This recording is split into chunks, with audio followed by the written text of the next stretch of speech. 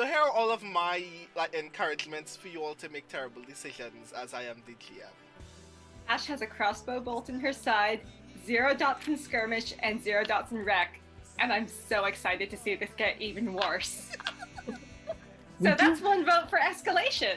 Skelly has 3 guns and all the ammo. Crossroads has no guns, but Crossroads is a gun powered by ghosts. Have we established that your guns are special to you? I feel like we're establishing that your guns are special to you. Before this crew, they were my only friends. You've known us for 5 days. You've known those guns a lot longer. These are my babies. Yeah. I just want to say, Rowan was starting to do this, and then he realizes to harvest. This doesn't help. Like, don't do that. This is not. No. This is Like, not don't do this. this. Yeah. Doing this to an executioner? Yeah, that's not what I'm you just want. like this, like we call that the go sign, you know? Like, yeah. Oh man. This theme's great. I will do a fortune roll. Notes. No thoughts. Head empty. 1! I rolled a 1! Yep.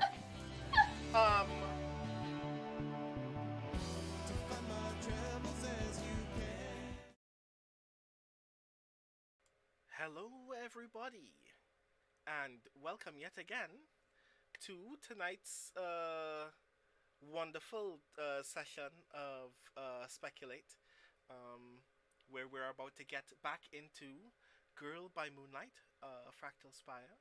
I'm very excited to be able to enjoy the company of my strange friends yet again. Thank you so very much for joining us for Speculate, an actual play show with science fiction and fantasy professionals, of whom I'm very excited to spend time with, obviously, all the time. But today will be session 2 of Girl by Moonlight, Fractal Spire. I've been very excited about this for the entirety of the day, and there are lots of thoughts in my brain all of a sudden, so I'm very excited. So if it seems like I am somewhat out of it, it's because I kind of want to immediately get into the thing. But as with all things, we must first obviously get into housekeeping notes for this lovely channel that we are presently enjoying all these lovely things on, twitch.tv/ArvanElron. And let me just remind myself of all of the cool things, all of the cool ways in which you can support this wonderful space. First and foremost, !RTube will give you access to the YouTube channel, which has VODs of Speculate episodes, as well as all of the other cool things that happen on this channel on a regular basis. !Tweets will give you access to Gregory Wilson's Twitter, where you can obviously witness Greg being intelligent and erudite as often as possible, as well as get updates about what cool stuff is going to happen on this channel very soon. !Arftreon will give you the opportunity to support the Patreon channel for the Patreon for this channel. Through your kind patronage, of course, these cool things can happen on this channel. Not only Speculate, but all of the other wonderful things that will be happening here soon. Suffice it to say that in a couple of months, some other cool things will obviously be happening, that I'm sure Arv will get into more so as we come into especially May, because ArvCon is coming up. But we will hear more news about that as that emerges, of course, and I'm looking forward to spending that time with you as well. But until then, arvaneleron.com, where you can get more information about the cool stuff that happens on this channel as well. !Arv shop, where you can buy some cool merch for some of the cool stuff that happens on this channel. Hint, hint, nudge, nudge, I keep saying that, but one of these days we're going to put some cool Speculate stuff there as well. And obviously, of course, !Speculate, which will give you the opportunity to support the Speculate podcast, of which Girl by Moonlight is one of the cool things that happens on that channel, of course. Hold on. Let me just make sure of some audio things in the event. Please let me know if I'm still very quiet, because I only just noticed that. My brain, again, a lot of things have been happening today. My brain is all of the pistons in my brain are moving very anxiously. Please let me know if there are still any audio issues. But we should be good for the moment, if I am not mistaken. Give or take OBS overheating again. But I will figure out some of those things as we move forward. It's not as bad as it tends to be. Um, so yes, exclamation point speculate if you want to support Girl by Moonlight, Fractal Spire, and all of the other cool things that happen on the Speculate podcast. At some point early next month, I would like to share some snippets of some of the prep that I have been doing world-wise about Port Cloud, the setting of the game, but none of those things are available yet because this month has been a lot. But suffice it to say that if you check out the Speculate Patreon, you can get a lot of that information. And if you check out speculatesf.com, you can listen to the edited portions of this session, edited as always by the wonderful Rudy Basso, who your support on Patreon helps pay for that editing work. So thank you so very, very much. And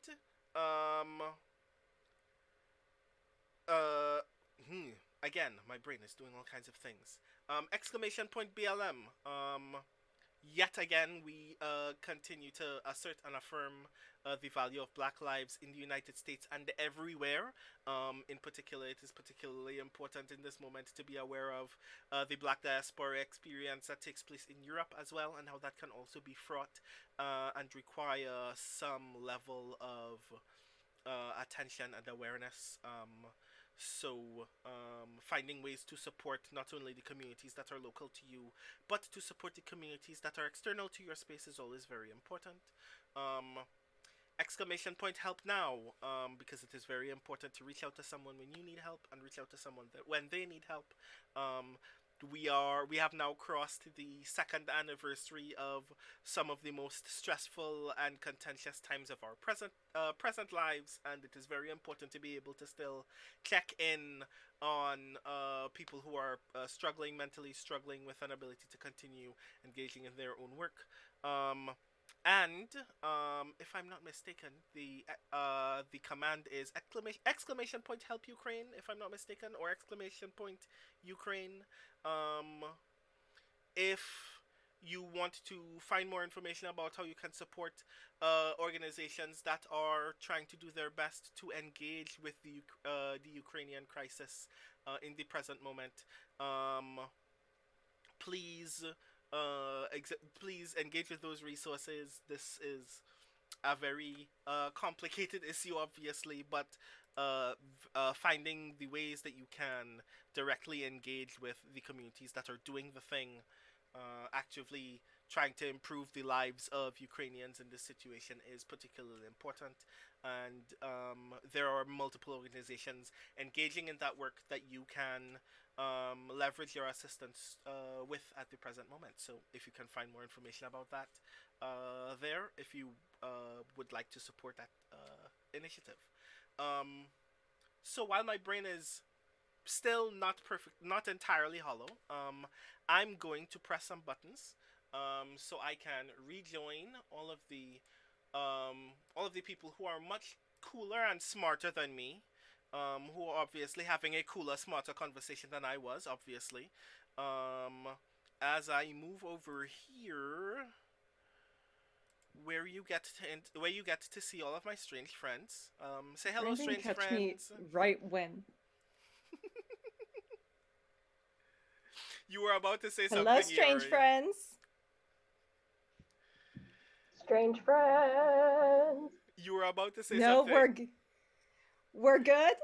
I was checking the video on the stream because I thought you had cut us onto the overlay at the exact second I was blowing my nose. Oh my god. That would be very cruel of me. I'm very sorry. No, we're good. But hello, I am very excited to get back into Girl by Moonlight with all of you. But before we actually do the thing, I would like all of you to please tell all the lovely people in chat who you are, what you do, and who you will be playing this evening, starting with Mike. Hi, everybody. I'm Mike, aka Michael R. Underwood, aka twitch.tv/turbotango, because in the age of the internet, we all wear many hats. I'm a science fiction and fantasy writer.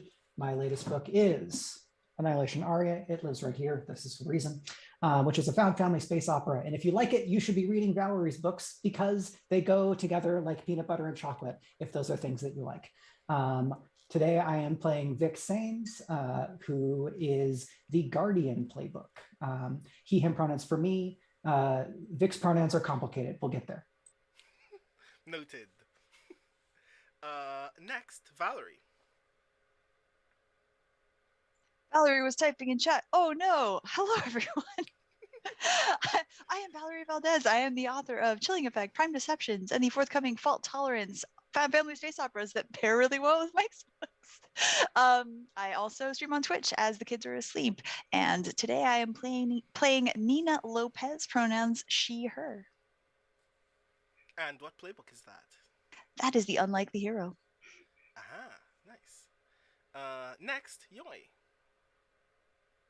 Hello, Gawain Lin, game and fiction writer. This is my design on Twitter. He pronouns for me. My character's pronouns are also complicated. We will get to them shortly or perhaps never. You never know. Today I am playing Vermilion Jingwei Ruth, who is the outsider. Nice. And last but not least, Iori. Happy time zone, everybody. I sure hope we're going into the dream today because I showed up in my pajamas. Thanks to daylight savings, it is an hour earlier than usual. I'm not awake yet and I'm sorry, but I will be playing Cat Holly the Time Traveler. They them pronouns for me, she, her for cat. Nice, thank you. And thank you for the reminder that thanks to time shenanigans, at least 3 of us are still asleep, which I guess is fitting for Fractal Spire. As for me, I am your GM this evening, Brandon O'Brien, pronouns he or they. I will be responsible for making the world do terrible things to all of these lovely people in the for the purposes of milking drama from them all. But you otherwise know me as a poet, writer, and game designer from Trinidad and Tobago, and the author of Can You Sign My Tentacle? Which, if anybody in the chat is a present member of the Science Fiction and Fantasy Poetry Association, is available to be nominated for the Elgin Award. If you want to do the thing, I would dig that a lot. But yes, I will be here to create catastrophe for all of these cool people. Which means that I now have to recap all of the catastrophes that took place in our first session. Which begins obviously with noting that all of these lovely people had the worst work day ever. Vic's school sucks. Nina's 2 jobs both suck at once, like in the exact same moment in time. Kat's workplace doesn't suck, but men suck. And that is unavoidable for that line of work, unfortunately. And Ruth's work doesn't suck, but the people who go there often suck in ways that are not specific to that line of work, but they will arrive and suck regardless. So all of these lovely people decided to meet up after work to bond, have feelings, briefly discover some things about a friend of theirs that had long since been severed from this waking world. It's the only way that can be described. And while eating and briefly cheering each other up, Ruth got a message from an acquaintance letting him know that a nearby impromptu fighting ring has just emerged if Ruth is in the mood to fight. At which point, I just want to ask before we get into other things, obviously. Um, Ruth, are you in the mood to fight? I think given the fact that Ruth had to socialize with people, even if those people were friends, and make sure said friends are okay, yes, Ruth would be in the mood to fight. Mm-hmm. So before we even decide what happens at that point, I'd just like to get a sense of so your acquaintance, Dice Calandrine, sent you a message. This may have been like half 10, 11 p.m. Saying a thing is happening. Do you want to get involved in the thing? What was your immediate emotional response after getting that message? Ugh. And then, yeah. Duly noted. Um, but at the moment, you are still hanging out with your friends.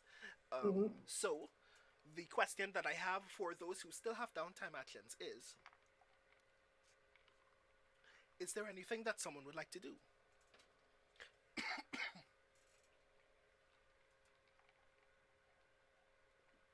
Who still has downtime actions besides me?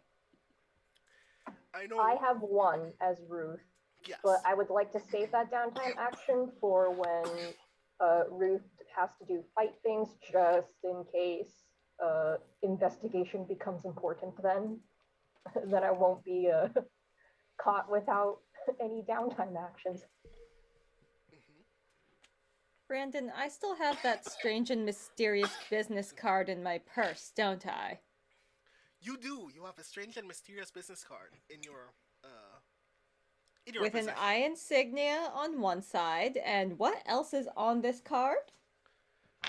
Um, Presently, if I'm not mistaken, um, the only thing that you can actively like perceive is that um insignia. In fact, give me a. Are we rolling things? I would like you to roll a thing. Woohoo! Um, perceive or analyze would work here. But I do think analyze is better. Well, that's really lucky because I do have one dot in that. Cool. Our starting sheets are so squishy and so without points. Yeah. We're so bad at everything. You're just lumpy piles of mashed potatoes right now. It is very sad.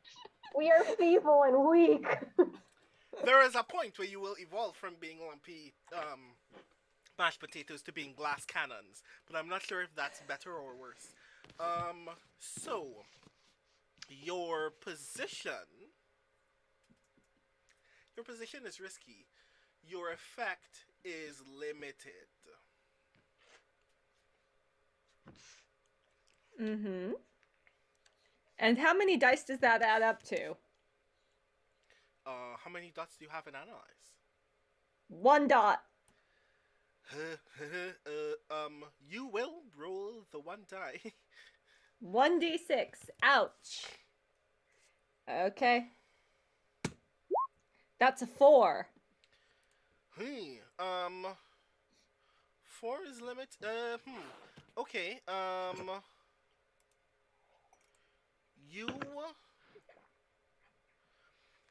you take the card out of your bag. You look at it.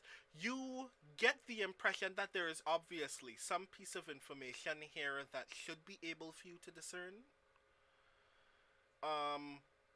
But it's not visual. Like there is. It doesn't seem very obvious that there is like a number or a name attached to the thing. Two things do strike you immediately though. You feel as if you've seen a version of this logo somewhere before. Mm-hmm. I think that I'm pretty sure you already know, but in this moment it just kind of washes over you that yeah, I've seen this somewhere before. And two, you notice that now that you are looking at it very closely, you notice that the ink that symbol is made on, is like printed on the card with, um, seems to be somewhat iridescent. And for a moment, you're like, what if this card is like not a business card, but like a key card for a thing, and this is actually like a QR code or a circuit to be read by a reader or something like that. But you can't determine initially just looking at it what any of those specifics might be. Mm-hmm. And this logo does not look at all like the WonderTech or Dreamshine logos. It looks like the Dreamshine logo specifically for the new technology that they announced earlier that day. It looks a lot more like jagged and abstract, but they're obviously the same-ish thing. Mm-hmm. And that makes you very curious. Yay, I didn't even need to Google reverse image search to figure that one out. Slightly smarter Just than I look. Oh god. So yeah. That is information that you have. Is that would you like to do a thing with that information? Because and didn't just ask, hey, this looks like the eye thing. Have you heard anything about that at work? Well, the stream just went funky. Yeah. Oh, no. I apologize. My internet briefly did a thing. Can anyone tell if we're on or not? We seem to be for on me, at it the seems moment. like we are not. Oh. I mean, it looks fine now. Right, yes. Yes, my internet may have done a thing. I'm very sorry, everyone. But would you like to repeat everything that just happened? Kat. Okay. So, recognizing that this logo looks like the eye, and since Nina was around when Kat got this card, anyway, Kat will text a photo of it over to Nina, and just be like, I mean, you work at WonderTech. Have you heard anything about this weird eye thing?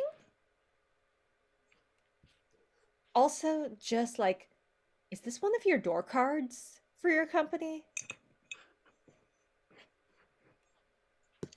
I would assume Nina would more quickly be able to answer the keycard question, because Nina would be like, yes or no, this looks like one of the key cards I have, and or she would know that there are different kinds of key cards for the building.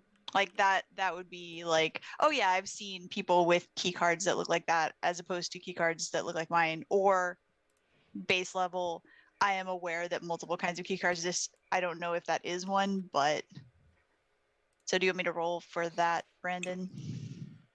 Or is that just to give me? It's up to you. No, yeah, I'm inclined to just give you that.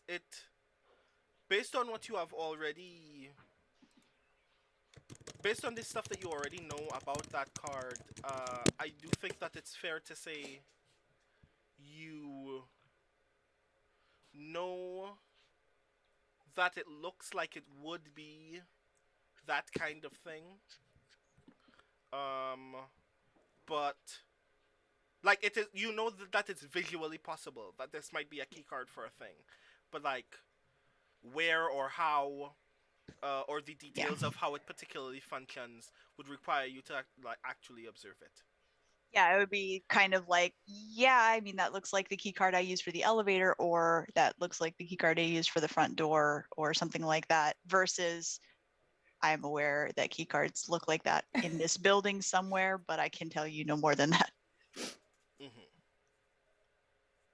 Okay. Kat texts back, huh, weird. And then, Kat is not super educated about technology.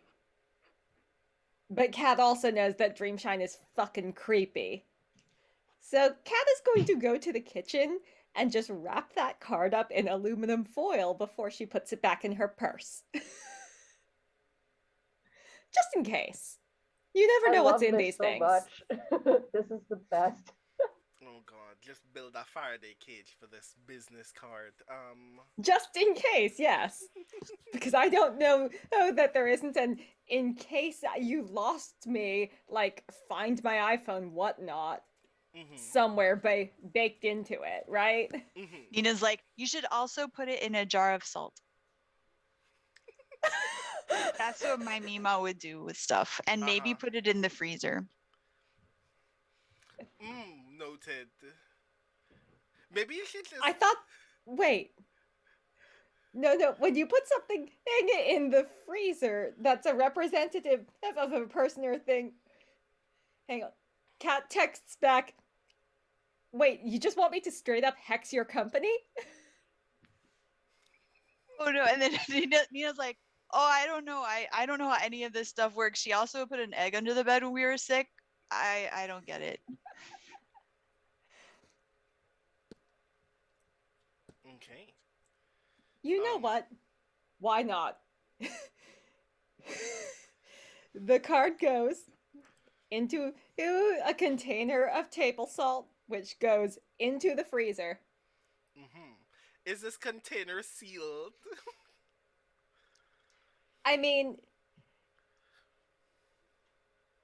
she had to pry the top off to make that happen. Okay. One of those little rubber lids. Noted. I actually do have to keep track of this detail, and I'm not going to tell you why. With that in mind... So, foil, salt, freezer. Yes. So, with that in mind... 3 layers of insulation. Cat, it is still... If you still have it Stream down for everyone else or just me in the chat. Oh my god. Are we okay? It's up for me. Yeah, it looks fine It's up for me too, at the moment. I apologize again for the technical difficulties, but we should be good at the moment. Sorry, Triffid, I think it might be you. I'm so sorry. One of these days I will resolve these darned technical difficulties. Have you tried putting it in the freezer? Have I tried? Noted. Oh god. Right. New running gag.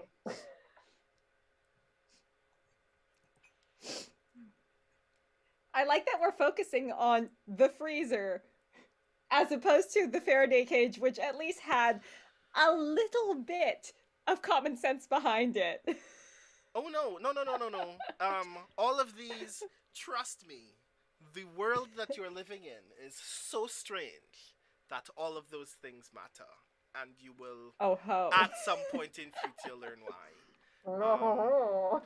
But with that being said, does this mean that you still have your downtime action? I was investigating the thing. So, would that count for like half my investigate, and we can spend the other half on just like some dark web shenanigans trying to find out more about the eye? I would like you, precisely because it did occur to you to ask Nina workplace questions, I would like you to give me another analyze roll. Your position is... Do I have position for downtimes? Alright, well... Right, yeah. Just roll 1d6 for me. That's a 1! Oh god. Okay. That sucks. You spend most of that evening, like, the time that it takes between you initially asking Nina that workplace question and Nina recommending that you put the card in salt.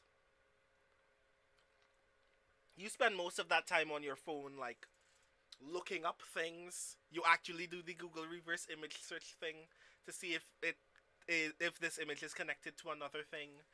You try to compare it to other um, like business key cards that don't really give you anything definitive one way or the other. And yeah, most of that time is like unfortunately wasted, not gaining any active clues one way or the other.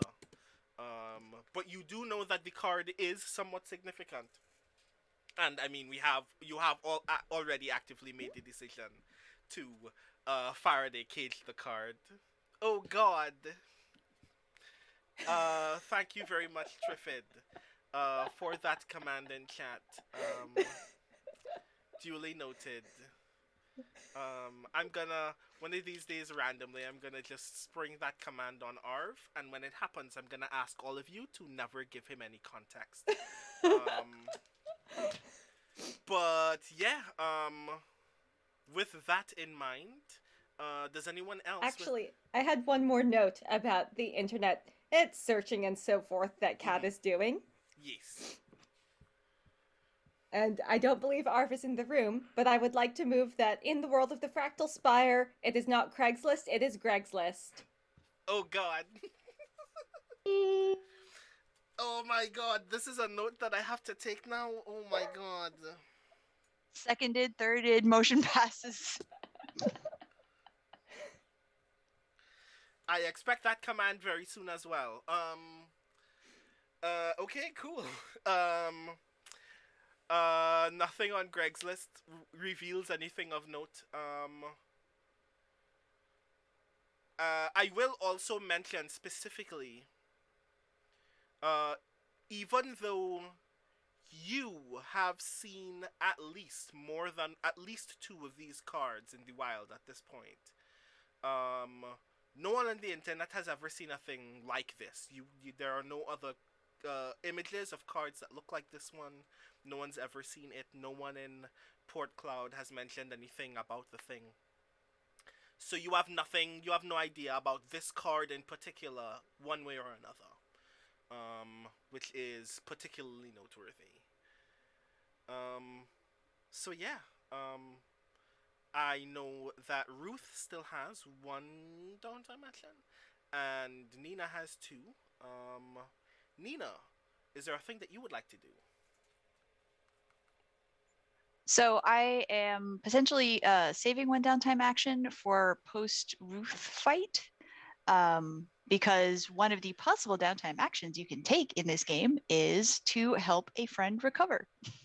And so in case Ruth gets harmed, I am going to just keep that in my back pocket for some sort of like next morning something downtime.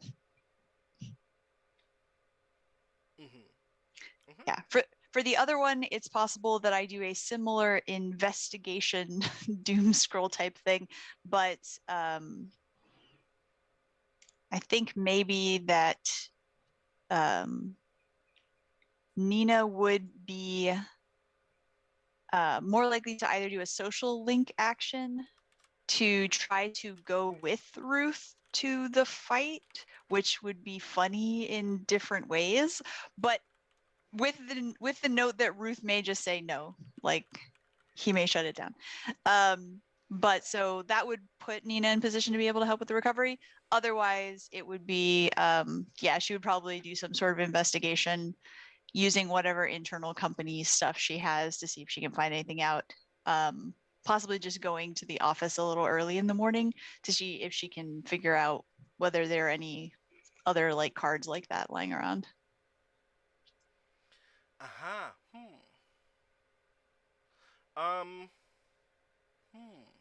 Noted. So I guess one of the qualifying questions that I should ask then is Nina sure that she wants to do that in the morning or at night, like right now in the dark, or like late morning, the midnight 1 o'clock. So the social link action, that would be I'm trying to think, because would we need to, for the social link to proceed, because I can say, for example, Nina notices that Ruth has been contacted about this thing and is like, what are you doing? Where are you going? Um, and so the scene, like the role could be whether or not Nina successfully is able to tag along.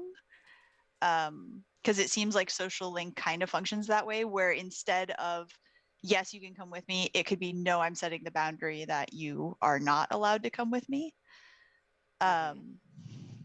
If I'm understanding that correctly. Yeah, I would say that contextually, that definitely very much works. That, um, in fact, to qualify that a bit more, Ruth, I don't know how to ask this question other than, do you consider violence intimate? I mean, yeah. Or, well, to qualify that a little bit better, I would ask, do you like, what is your feeling about the fighting that you do? In that, is there do you believe that there is any reason why you would hide, be hesitant about sharing, or otherwise find it complicated to share information about those fights? Like, do you tell stories about them often? Do you typically invite other people, etc.? Um, no. For Ruth, I would say that the cage fights are the only thing about his life, really, except for walking the ruins of the citadel outside the city that he keeps separate from everybody else. He doesn't really talk about it or advertise it, but the fact that he continuously keeps spawning injuries on his face and presumably the rest of his body do indicate that he has some kind of problems or continually tries to solve problems by using his face in a bad way. Using his face. Yeah, and his fists. But yeah. So I guess if somebody was familiar with that aspect of like the underground scene of Port Cloud life, they could probably put it together that, oh, he probably does this thing. But otherwise, he doesn't really talk about it. He doesn't invite people to watch. It's very much like he sees that as his thing. Okay. Mm-hmm. Cool. Contextually, then, I do think that this fits a lot. I'm asking mostly for flavor as well, because the flavor of sharing an intimate moment obviously implies some manner of how particularly delicate this situation might be. And I do think that sharing an intimate moment in this sense would then have the potential to let Nina experience the thing and have that entire moment be an extension of that social link as a result. I do feel like it's fair as a result to imply that you can't use the social link that you would gain from that for any interaction that takes place within that cage fight location, only afterward. But other than that, it would be a matter of obviously asking the question, which again, just reminding myself of the original text in the thing. Um, Ruth, do you share this moment or set boundaries? It depends on how Nina phrases it, because as far as Nina is concerned, Ruth pulled out like his ancient brick phone and angrily punched in an answer, very laboriously, because it's so ancient that you can't actually text it by holding down the buttons. So you have to click, click, click, click, click, click, click, click, click. each button to get the right letter. So he texts very fast, but it's also very loud. Click, click, click, click, click, click, click, click, click. So, in context, Nina, all you notice is that Ruth is looking at his phone and suddenly trying to stab the phone with his thumbs. Yeah, I think Nina's first question would be, is everything okay?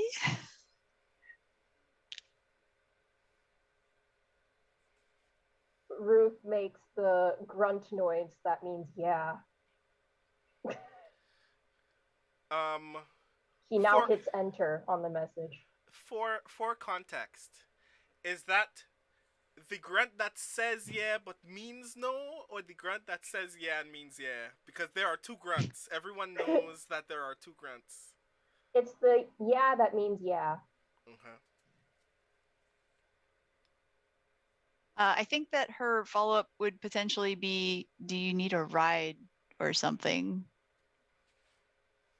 Because I think that the only thing Nina can imagine in terms of a text that Ruth is getting at this hour involves needing to be somewhere or do something. At this, Ruth looks at her and says, I have a bicycle, because he's walking his bicycle along. Nina's like, I have a van. It'll fit your bike. Ruth continues looking at her and says, no. Okay. Because in Ruth's mind, Nina is a weenie. And if Nina shows up to a cage fight, Nina will be murdered. And he's not ready for that. He's not wrong. It's quite a way to put it, but still not wrong. So I guess that's setting a boundary, as opposed to sharing the moment. I mean, cage fights have spectators. Nina could bet on him. Nina is a weenie. This is true. In fact, a broke weenie. I think that it's fair. Like, a lot of the way, I mean, I would like Ruth to qualify this a bit more if I am off base in this regard. But I do think that these cage match locations are typically generally rough around the edges. Most of their spectators are people who are just waiting to get in a fight. And by this I mean people who are either waiting for another cage match that they can potentially enter for free, or waiting to punch someone in the parking lot outside. Most of these people are like incredibly hostile as a rule. Some of them are incredibly nice. Like weirdly enough, a great deal of them are actually very nice and very sweet. And those are the people who are actually the most physically violent in those spaces. So yeah, the chances of Nina arriving at the location and then being challenged to a fist fight are actually quite high. So I think Ruth did indeed make the right call. And then you would get to see Nina's really exciting your fist to my face method of defense, and it would not go well. Yeah, I think that Ruth hasn't quite gotten to the level of notoriety where you can go to like the higher end places, because as with everything in Port Cloud, there is the lower end tier of self-destructive indulgence, and then there's the higher end tier of self-destructive indulgence. So yeah, definitely not the posh fight clubs. Not the where posh rich fight people clubs. can torment each other. The cage fight clubs that have lobbies with wine and cheese. Yes. I was not joking. There are those in Port Cloud. Trust me. So, because Ruth set a boundary, Nina, you get to mark XP. And with that in mind, I should then obviously ask Ruth, is it Fightsman times? Are you headed to the location that Dice has sent you to get in a scrap? Yeah, I guess he hops on his bicycle and goes for it. Okay. So Don't be like Ruth, kids. Always text a friend your location if you think you're about to get beaten to a pulp. Ruth does not do this. Do not take Ruth as a role model. give me a one die fortune roll, Ruth. Okay, a one die fortune roll. Roll. Wait. Roll 1d6. That's a 6. Ha ha ha ha ha ha ha ha.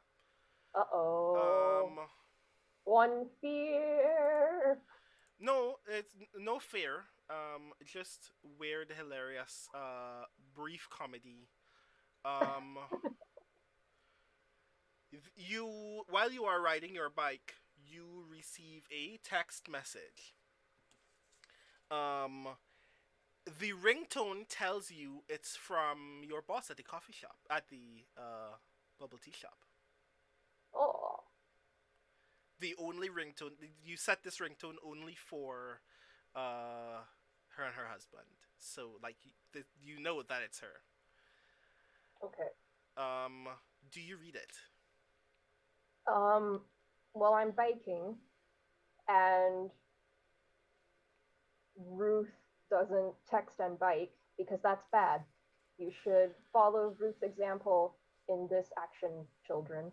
This action and Don't this text action and bike. only. So he would check when he gets to a stoplight or something, and also Nina still has to roll for links, I think, for that downtime action. If I am not mistaken, let me check that again. Did I forget a thing? Is my brain really that hollow? I'm sorry. Because Ruth set the boundary, so that means Nina doesn't get the +1 to roll for the link, right, but Nina yes. gets XP for it. This is true. You still actually, my brain hollowed out. You still actually do roll an action for that, share an intimate moment. What action do you roll, Nina? I think she was trying to empathize. Let me see. Yeah, empathize. So I have 1 dot in empathize. I rolled a 1. Okay. You have 1 link, and in fact, no, you should have. If I'm not mistaken, 2 links. You should have 2 No? links. Yes. And Ruth gets to determine how they are split. So Ruth, you can decide at this moment that you're gonna take both of those social links. Actually, I think narratively it would be it would be very Ruth for Ruth to reject both of those links and give them to Nina. Because he is setting a boundary and he does not want any of this sharing an intimate moment. Yeah. That is actually very narratively fair. So, Nina, you have 2 social links with Ruth.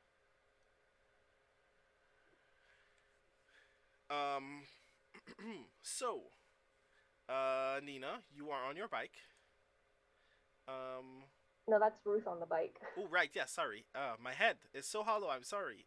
Ruth, you are on your bike. You are headed to a location in southeast Port Cloud, just like a few blocks away from one of the nearby parks. You are aware, because you have come to this location previously, now that you are riding close enough to realize that you are in this area,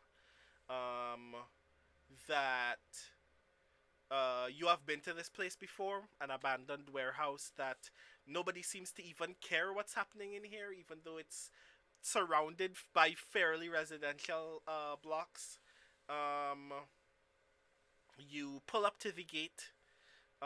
Two very large men open the gate for you.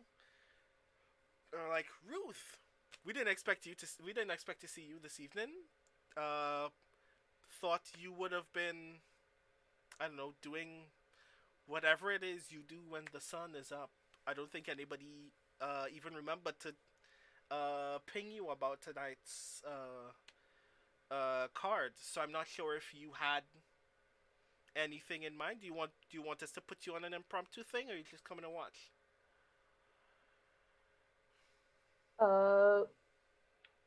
Ruth glowers at them and says, "Put me on the card." Okay, cause you know your friend is here, right? Um, God, what's that asshole's name again? Calandrine. Yeah. Is very eager to do something very silly. Um, so you want to fight them? Ruth had been glaring at these two people while they were talking because, in Ruth's opinion, they were talking way too much. Mm-hmm. And then the more these two people talked, the more his look went from neutral dislike to baleful. Mm-hmm. And then he says, "Yes." Okay, we'll make it happen then. Also, prior to this, I believe Ruth got a phone call. You got a text message. Oh, a text message, sorry. Yes, you can read the text message now. I'll say that he checked the text message at the nearest stoplight that he was able to stop at after the text ping while he was on his bike. So he would have read it prior to arriving here. Okay, cool. So that means that you do know before arriving here that uh, your boss has sent you a text saying that she's worried about you tonight and she hopes that you don't get into that kind of trouble you don't tell us about again. Well, too late. Noted. Just wanted to let you know someone is looking out for you, even if you're not looking out for yourself. Excuse me, Ruth is looking out for himself. That's why you're about to get in a cage match in the middle of the night, of course. Yeah, it's self-care, very important. Don't do what Ruth does, kids. Mm-hmm. This is not. There are some things do not qualify as self-care. You can't care about some parts of yourself and not care about the other parts. But still. So, you get into the warehouse. A fight is presently taking place. Two very well built female figures are presently knocking the blood pure out of each other's heads. And dozens of people are waving large amounts of money at the ring as if that's going to increase the propensity of their bet actually coming to fruition. You notice like 5 or 6 of the regular fighters here are like just sitting around. Like, you know that this warehouse is typically empty unless these folks set it up, and you know that they go to great lengths to set it up when they're ready for a cage fight here. So the cage is brand new and is erected all the way to the ceiling. There are several like plush love seats all across the wall of this warehouse so fighters can like tend to their wounds or more often than not strike up conversation and or flirt with any of the other attendees while showing off their battle scars. There is a bar that is like made up of like crates of beer like just coming up to like just above waist height where they're serving terrible beer, terrible wine, and very good juice. And yeah, at the present moment, a fight is about to take place. You can see the host of the event, you know that he isn't really the person who's responsible for setting up these fights. He's just like the voice of the event, the person who actually makes the announcements, the person that everybody knows who is personally responsible for the event itself. Like, he's the person who will most likely get arrested if something were to happen tonight. But you know that he is not responsible for setup because you know he can't fight. And doesn't actually have any clout with anyone here who can. But for some reason still has power because people know he works for someone but don't know who. You can't immediately see Dice anywhere, and most of the other people that you see are like vague acquaintances, people that you've knocked out once. One or two of these people you've literally broken at least one limb of, and they do treat you with a kind of reverence as a result. Not fear or hatred, like actual kind of respectful admiration. So yeah, is there a thing that you would like to do while you're milling about? If Ruth can't see Dice or find Dice immediately, he just kind of mills about, like, towards the edge of things, like not really sticking to one group or another. Just the way he pretty much is everywhere. Because I'm taking the whole outsider part of the playbook to ridiculous lengths in that he doesn't ever actually become one with any throng socially anywhere. Okay. Mm-hmm. I would like you to give me 2 concurrent rolls for a thing. Oh, what One. might these rolls be? 1. A thing is happening in your vicinity, and I would like to tell if you can notice it. So, I think I want you to give me a perceive roll. I have no dots in perceive. That's fun. That kind of sucks. So your position is desperate. We don't roll for any positionings in downtime. Well, this is not immediately pertaining to the downtime itself. This is okay. Yeah, this is an action roll for the setting that you're in. So your position is desperate, and your effect is limited. Okay. And that is a 2d6. Yes, you'll be rolling 2d6 and we'll be taking the lesser result. Yes. Typing in the command. 3. Okay. I can't read the text on the dice somehow. So I think the lower one is a 3, as you said. Yes. Duly noted. And now I would like you to give me a 1 die fortune roll. A 1 die fortune roll. That would be a 1. Noted. This is going to be hilarious. Oh no. And by hilarious, I mean terrible, but for someone else in a way that you will not notice. Oh boy.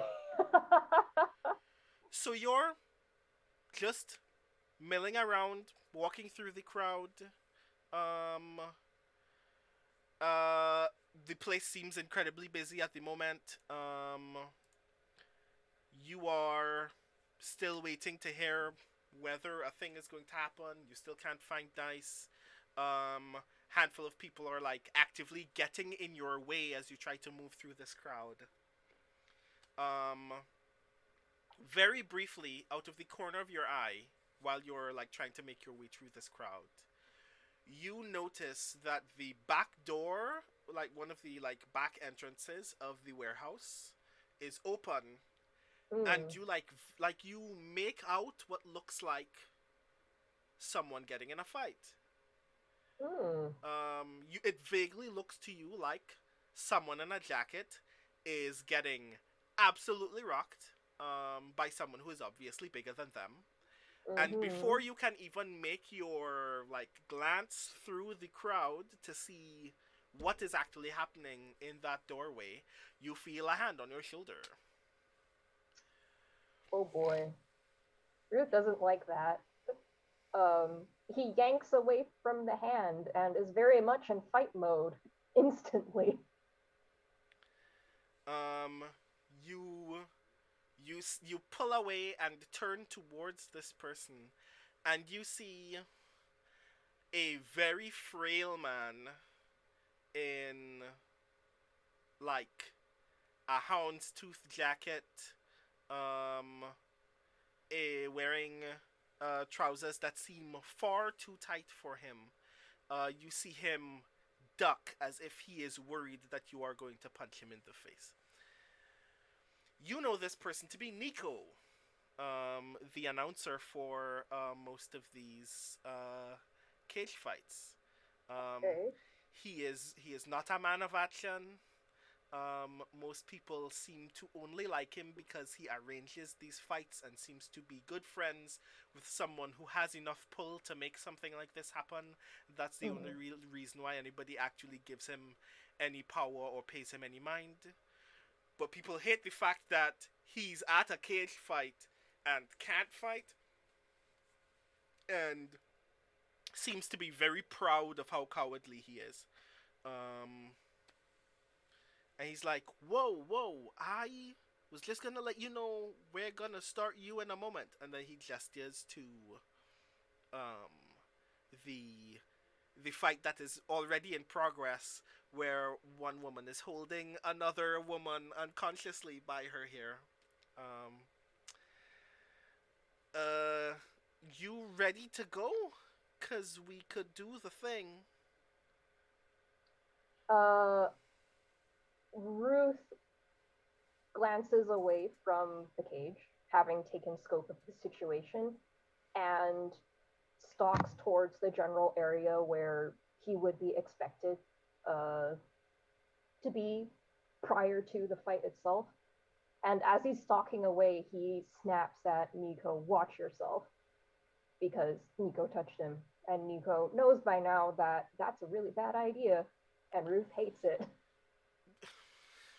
I'm sorry. I know. I was trying to get your attention and the crowd and the. I'm sorry. But are you good? Are you good?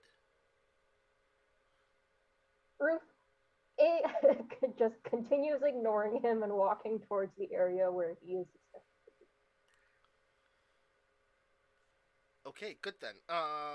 And he like freakily like fidgets for a little bit, and then runs like past you, um, and grabs a like like those old drop down boxing ring microphones, those like old broadcaster thingies. Um, one is descending from what is obviously a hole where one side of a fluorescent light bulb was supposed to be attached to the ceiling. It seems improperly installed. Like you can see wiring like literally like poking out of that hole.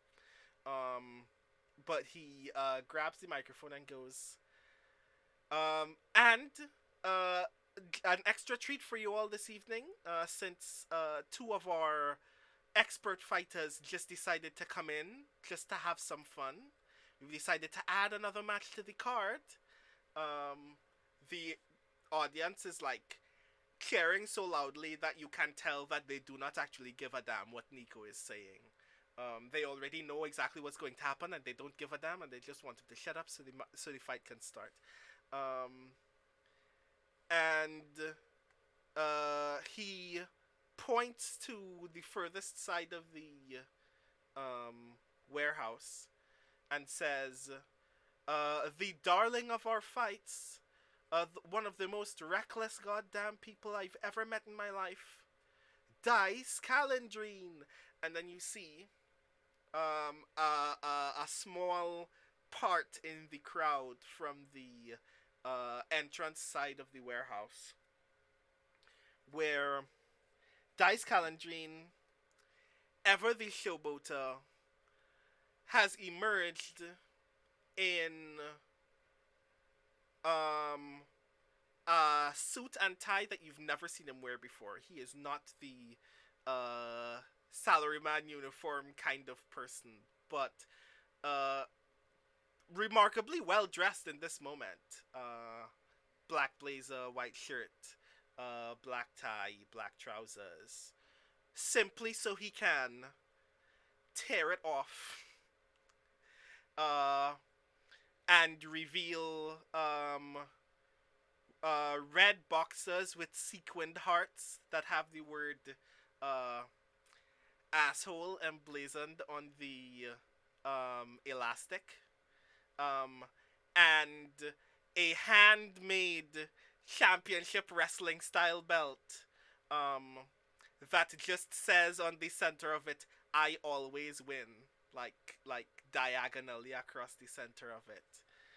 Um, Ruth hates him, by the way.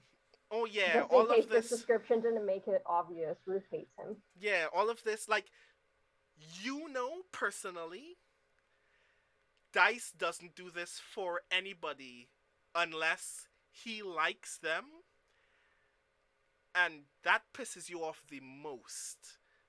That they're doing this precisely because they know that it can get on your nerves, and they think getting on your nerves is cute because they actually like poking fun at you.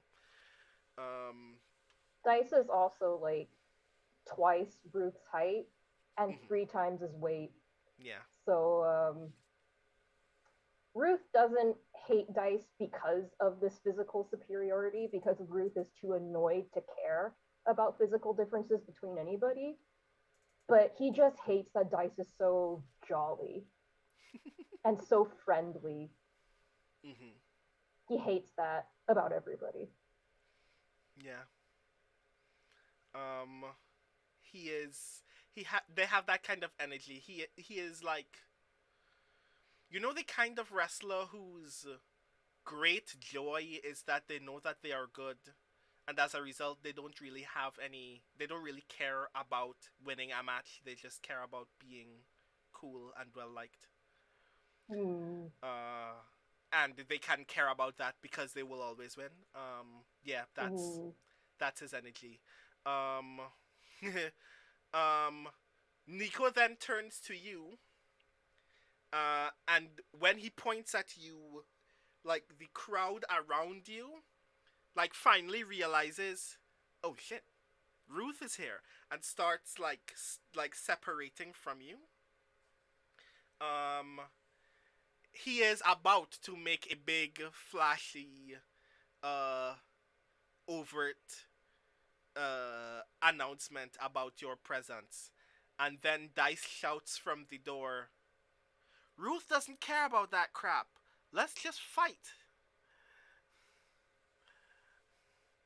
Ruth hates that Dice is correct.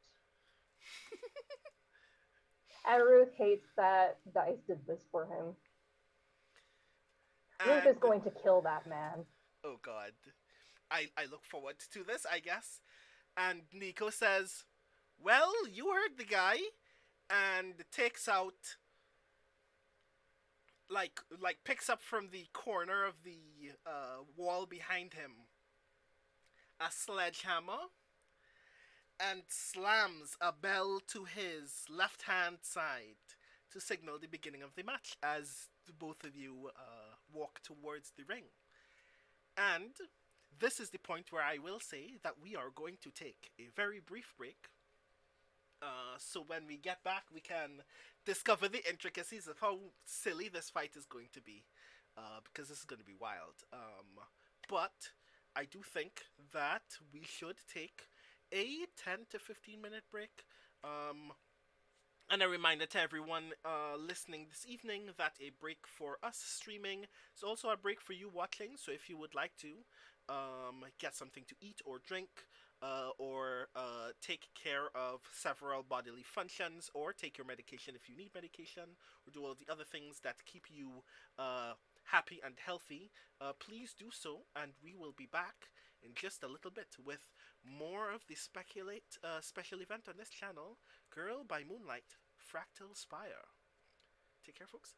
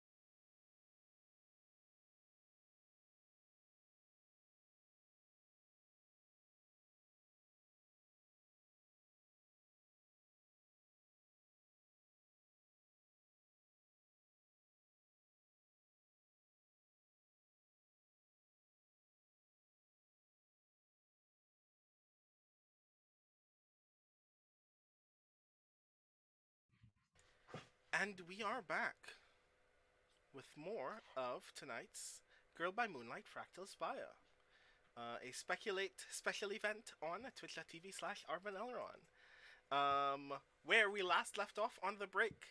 Uh, our good friend Ruth has been invited to get in a fight with a guy named Dice Calendrine, the most show-offy person in this entire building. Um, Everyone is very excited to see this go very terribly, which it probably will. And Dice, who is presently in the ring, looking like a heel from WWE Raw, is waiting for Ruth to decide to do the thing. Ruth, what are you wearing now, and what are you planning to wear in the ring? Well, because Ruth literally got off of work and then saw the rest of the crew and then went straight from that to the ring, Ruth is still wearing his work clothes minus the apron for Monsieur and Roses. So, yeah, that's just what he's wearing right now. And while Dice is waiting, Ruth just very peevishly unbuttons his work shirt. And he doesn't speed up, but he also doesn't especially take his time, because the more impatient people get, the worse the general atmosphere gets. So he's, not shucking the shirt off because that saves time, but just unbuttoning it button by button, just like, this idiot. I would like you to give me a 1-die fortune roll. A 1-die fortune roll. That is a 3. Okay. No one's making a big deal about it, but you are obviously aware that there are a handful of people in the audience who are very excited by the idea that you are taking your shirt off. No one's making a big deal about it, but it's obvious that there are people here who think that you are quite exceptional. And are that. yeah, I imagine that it sucks, but no, at least no one's literally like making a scene. So as a result, he is visibly more irritated. And when he finally shucks off the garment and walks into the ring, he drops the hologram mask that he usually wears 2 fights down over his face. And I imagine that is where the crowd goes wild. They see this mask come over your face, and there is like this roar of excitement that fills the room, because they know that this is something that you only do when your goal is to cause a great deal of harm. You don't do this for like petty fights, you're just like eager to just like pin someone and leave. They know, like, this is a signal to them that someone here is going to bleed, and it's most likely going to be Dice, and they're very excited to see that. And you get into the ring, and Dice walks up to you very calmly, Right. and puts a hand out for you to shake. Ruth hates him. Yeah, like, you know that. I imagine like, this is something that we usually do. You know that it should be a nice gesture, but you also know that in this moment, Dice isn't doing it to actually be pleasant or sportsmanly. He's doing it specifically because you know that after everything that he's already done, this is going to be very annoying. You also imagine that if you took his hand, he's going to, like, squeeze very hard.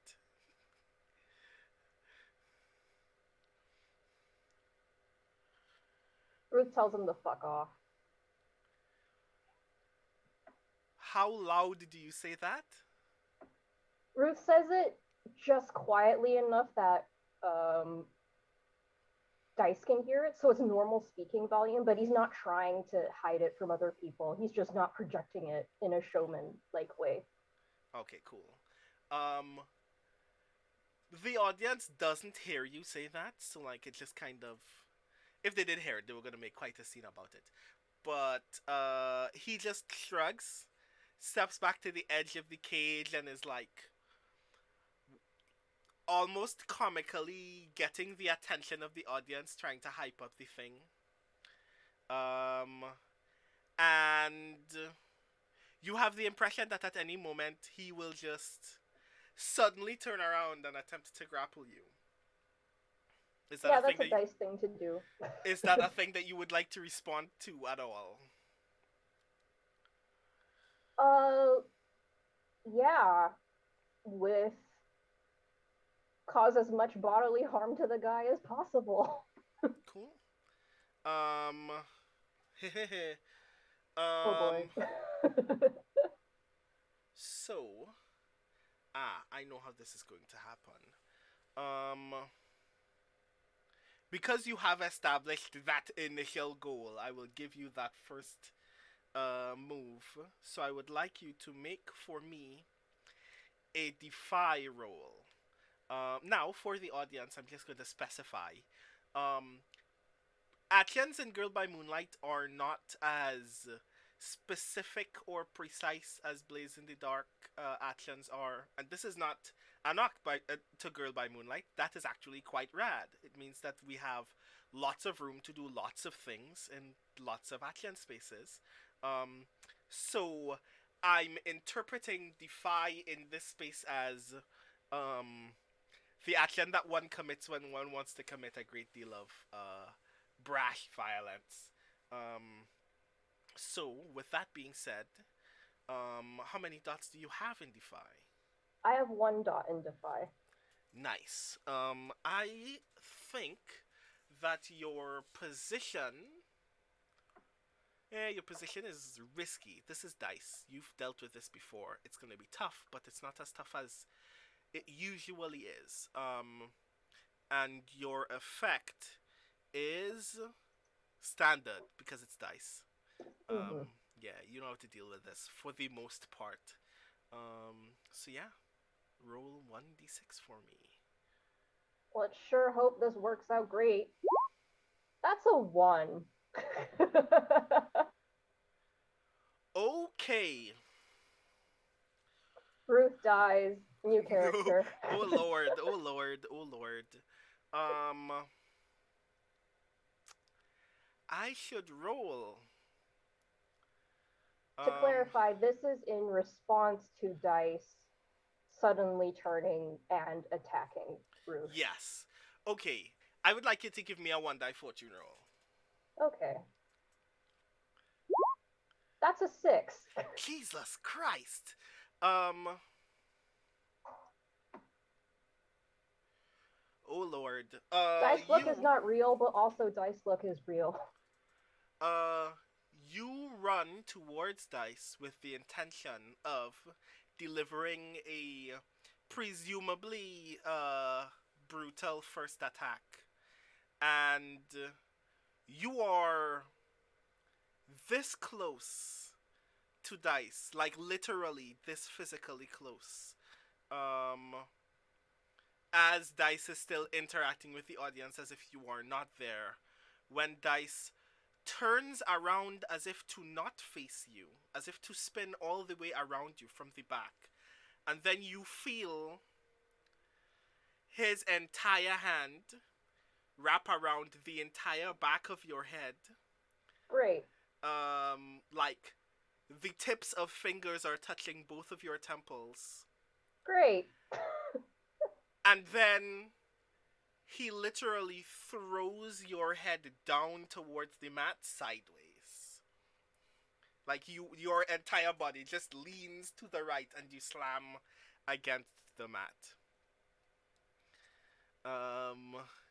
Normal day for Vermilion Ruth. Yes. Um, you are not suffering harm at the moment. Um, At the moment. I. Oh Lord, oh Lord, oh Lord.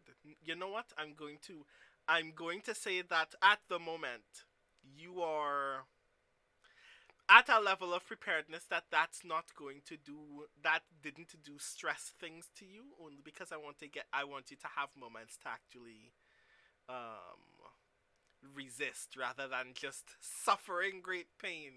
Um By the way, I have 5 dots of stress left before I hit Eclipse, so oh yeah, that's that where we're wouldn't at right now. yes, indeed. So, let's see let's see how well that goes. Um so you hit the mat, you are presently dazed but not hurt, not seriously damaged. Um you can get up at this moment at any time you wish. Or you can do another thing if you'd like to do a thing. Are you prepared to do a thing from like lying down on the mat? Or are you gonna Well, I get mean, up Ruth would instead? get back up and then just be spewing curses at Dice the entire time. Okay. To the tune of, you stupid fucking fuck. Why are you even here? Is this a thing that you've done in a fight with dice in a cage match before? Have people heard you respond simply by just like spewing expletives? Only with Dice. Yeah, that riles the crowd up a great deal. The crowd is like unnecessarily excited about how mad you are and whether that means that you're probably gonna kill him this time. So you get up, and now I would like you to resist a consequence. Oh, Jesus. Um, so if I'm not mistaken, remind me. It's been a while since we've been here. Um, resistance means rolling with the attribute that you have the least dots in, if I'm not mistaken. The most. Within, Or I the believe, type of consequence. Ah, yeah, the right. Yes, type it's of a type of consequence, consequence yes. thing. Yes, my brain is hollow. I'm sorry. Mhm. Yes. So this is a physical consequence, of course. Mhm. Um, Thank God. That's the one I have the most dots in. right. So if I'm not mistaken, what attribute would that be? That would be Sun. Right. So I'm correct. Cool. So, how many dots do you have in that attribute? I have 2 dots overall, so I get 2 dice. Cool. So please roll for me 2d6. 2d6. That is a, I think, a A 5 and a 5 1. and a 1. Okay. Cool. So I'm taking the highest one or the lowest one? No, you're taking the highest. You suffer 1 stress. Fantastic. As you get up, and the very first thing that you encounter upon getting up is a clothesline. It would have put you all the way back on the mat, but instead, you just kind of stand there. Your like the muscles uh, uh right beneath your chin and right at the base of the front of your neck, just kind of gripping his arm against your body as you're just glaring at him and continuing to curse. Of course. You can Of course. respond in this moment with a physical action if you would like to, or would you like to defy again? First of all, I would just like to clarify: is Dice's behavior so far pretty on par with their usual matches, or is there something off about Dice currently? Dice seems to be showing off. You're accustomed to Dice showing off, Okay. but you're accustomed to Dice showing off for the audience. And at the moment, it feels like Dice is showing off for you. You have no idea why. Oh, Ruth hates that so much. Yeah, You're not sure in Why? this. You're not sure in this moment if this is dice trying even harder to annoy you in the hopes that you'd get even angrier and do more harm to him, or if there's some other reason. Okay. It's like this has never happened before, and he's never needed to compel you to be brutal. So like you have no idea what this is about, but it's making you very angry. You kind of do want to commit serious bodily harm. You do know in this Okay. you do know in this match though that even though no one will stop you because what's Nico going to do? He can't fight. But there are rules, like there are things you're not supposed to do here, and if you do them you will be disqualified. The realm of punishment is very, very low. Like, no one's ever going to stop you from coming back again. But you will be severely judged, and there will be people who will never want to fight with you as a result. So, like, you can't take an eye out, you can't stab him. But if you wanted to, like, legitimately grapple an arm off of his body, people will allow it. They'll be very curious, but people will allow it. So with that being Yes. said, is there a thing that you'd like to do? Short of breaking the rules. Well, no, I think we're not quite at the realm of breaking the rules yet. I think Ruth, by and large, would only break the rules if he was genuinely in fear of his life. So, like, if it was at the point of, I need to, like, permanently injure this person in order to, like, save my own neck. But right now, this is still within the bounds of normal behavior, even though it does seem a little peculiar. So for now, I'll say he rolls Defy again. As he says, the fuck are you on about? I'm not quite sure.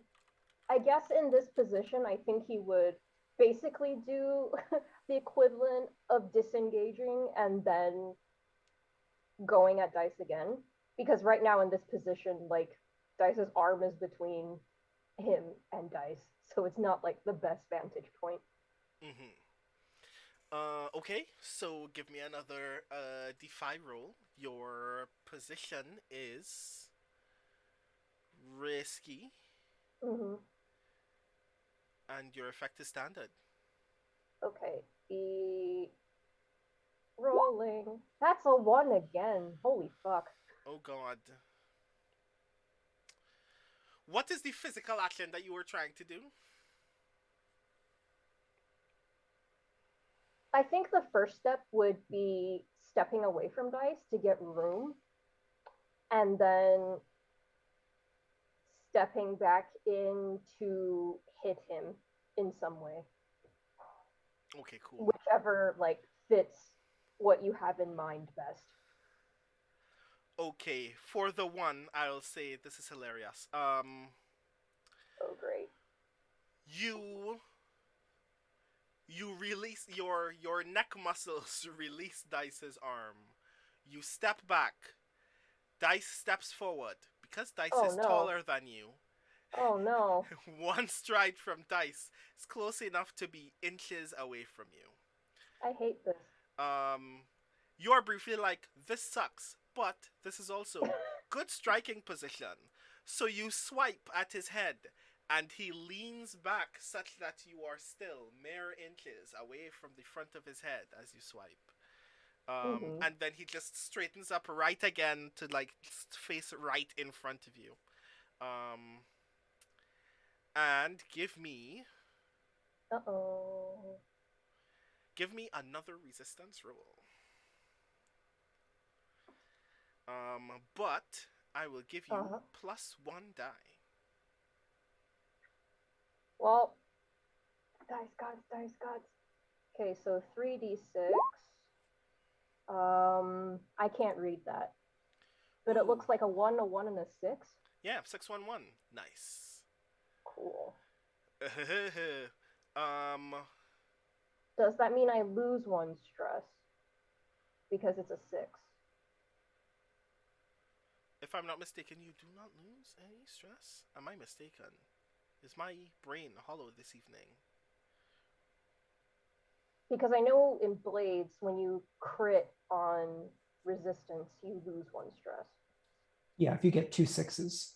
Oh, if you could get 2 6s, okay. I only Mhm. have the 1 6. Yeah. At the moment, you do not gain any stress. Okay. Which, for this context, I will say, give me another defy roll. Your position is controlled. Your effect is standard.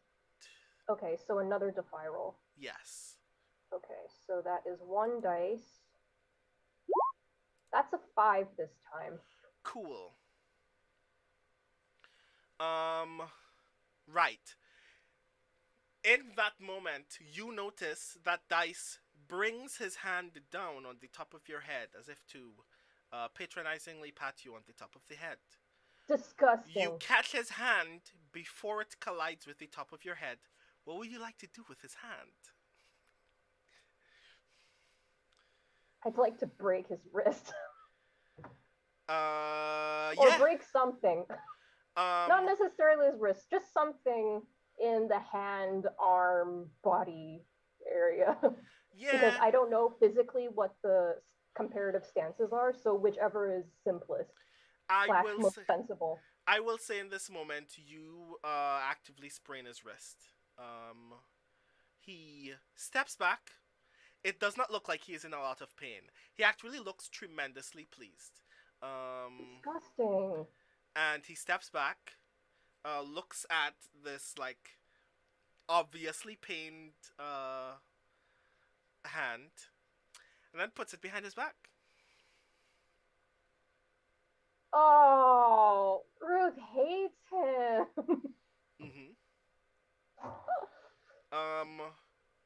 I would like you to give me now a 2-die fortune roll. A 2-die fortune roll. That is a 5 and a 5. Nice. Cool. I will note for the crowd that when Dice dramatically puts his hand behind his back, Ruth's like entire body just kind of goes, "Why are you the way that you are?" Just like completely and utterly exasperated, just 1000% every day we fly further from God's life because you are like this. Right. A series of things happen in this precise moment. All of which are very interesting and very cool.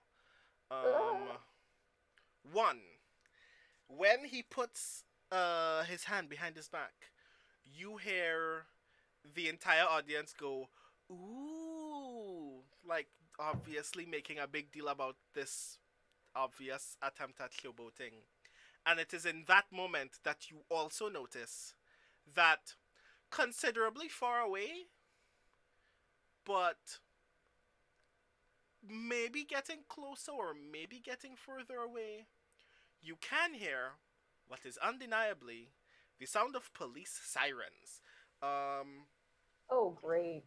I would like you to mark a 4 o'clock. The cops. Ticket once. A 4 o'clock. The cops. Okay. 2.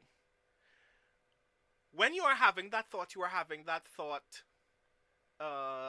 purely internally.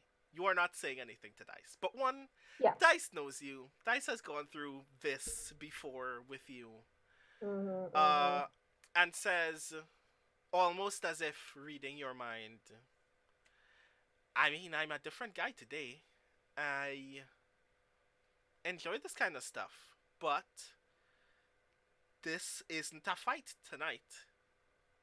This is kind of a test.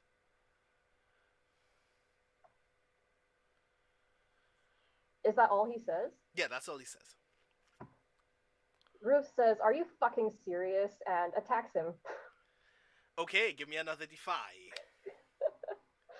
That's a plus. That's a 1-die fortune roll. Ruth will mention the cops later.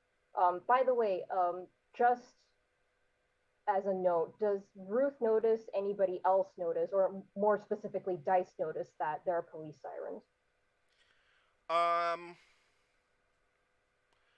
I mean, Nico is nervous, but Nico is also always nervous.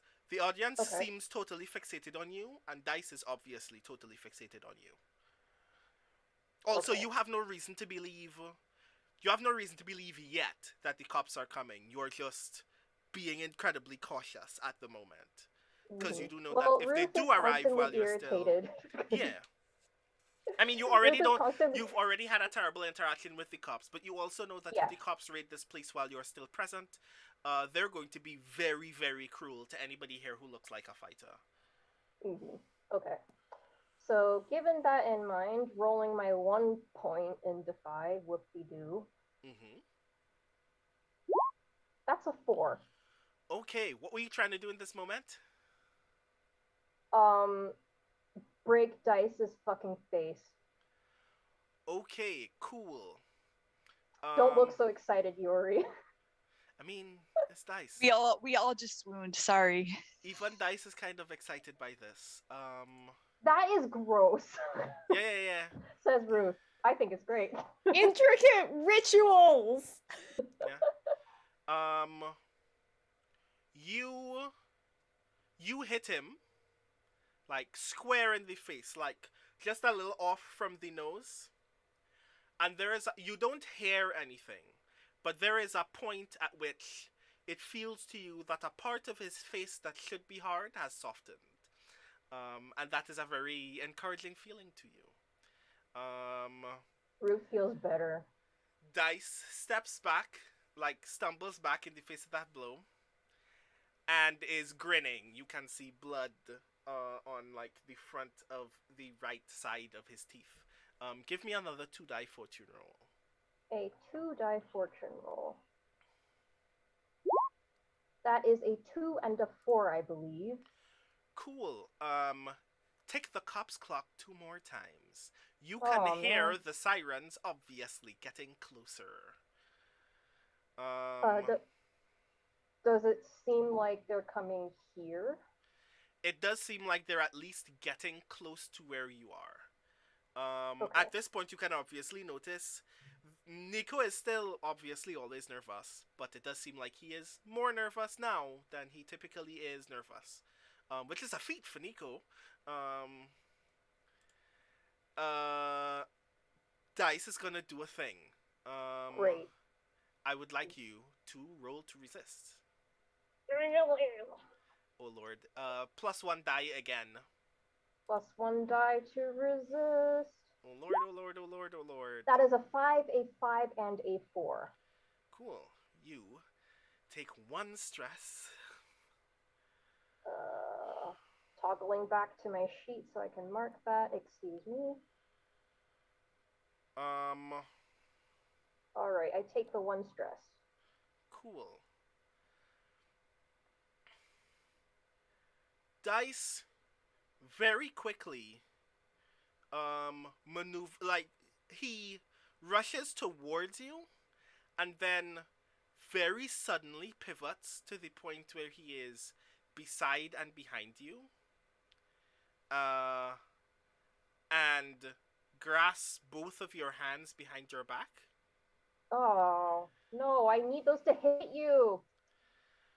One, you know in this moment that a thing that Dice likes to do, and only does to people that he knows can take it in a fight very early, oh boy, is to just like bomb them into the mat immediately from this position. A thing that for weaker combatants would very, very much hurt. But you've like taken this on the chin before. It's just very annoying and obviously showboaty because like he's very flashy about the thing. But also in this moment, Dice whispers something to you, like as he is this close, and says, oh, this is an audition for a thing, and I think that you're gonna really dig it if you manage to do better than that one weak cheap shot. Ruth is so mad. Ruth is so mad. I guarantee you, I've discovered a thing that's going to make you happier than you may have ever been. But you're gonna have to prove to me that you can take this. And now is about to do the thing. But first, give me a 2-die fortune roll. 2-die fortune roll. That is, I think, a 3 and a 5. Sorry, friends. Roll 20 is very hard for me to read this evening. They're doing this weird fuzzy effect on all the numbers. I don't know why that's happening, and I'm sorry that it is. But cool. A 3 and a 5.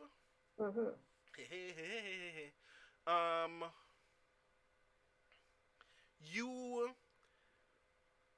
sense physically that Dice's center of gravity is changing to the point where he is about to do the thing.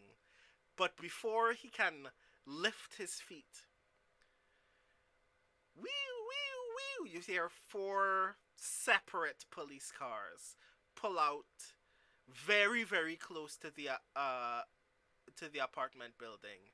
You hear Nico go, "Shit! This isn't it. I thought we paid these guys off for another hour and a half." And takes the sledgehammer, strikes the bell again so hard that it crashes into the constituent pieces, and everybody starts scattering. Dice does not let you go. You can see dozens of people rushing past this cage. But Dice is still Dice's head is still this close from your head. Your arms are still pinned behind you. You can see the door, but you don't see anybody enter yet. You are hearing a lot of shouting from the outside. But right now it's just you and Dice in this cage, in this swiftly emptying warehouse building, waiting to figure out what happens next.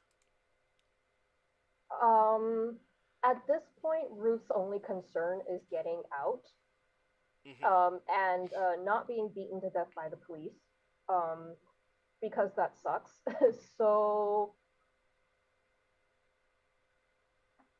you know when you pick up a really, really angry animal that's smaller than you, and it's just trying to get away from you. It's not trying to actively cause harm, but it's just trying to get away, and because of that, it causes you a lot of harm.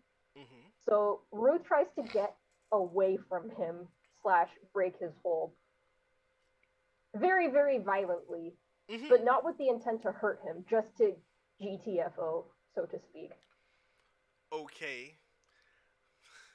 Cool. If that means breaking Dice's broken nose again with the back of his head, yes, he will do that. Cool. I would like you to give me another defy roll. Okay. I'm just gonna check something on my sheet. May I use Reckless? Because Ruth is desperate at this point to basically get away. Okay, can you remind us what Reckless does? Reckless is an ability of the Outsider. When you make a desperate roll, you may choose to get plus 1d for the roll if you also take minus 1d to any resistance rolls against consequences from your action. Okay, works for me. So this entirely depends on whether you would rule that Ruth doing this counts as a desperate roll. Oh yeah, definitely this is desperate. Also, I will tell you in this moment that I do have a poison promise for you if you'd like an extra die. We do love that. What is it?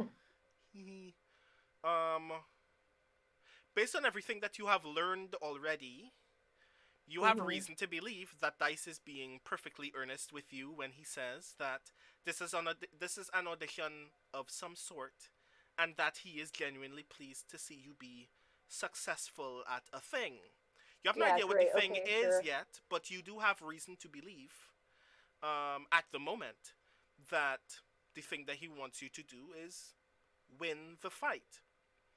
Um, if you if you win this fight, there will be a future dice consequence, um, a personal future dice consequence at a later date, regarding future fights with dice. Oh, great. Um,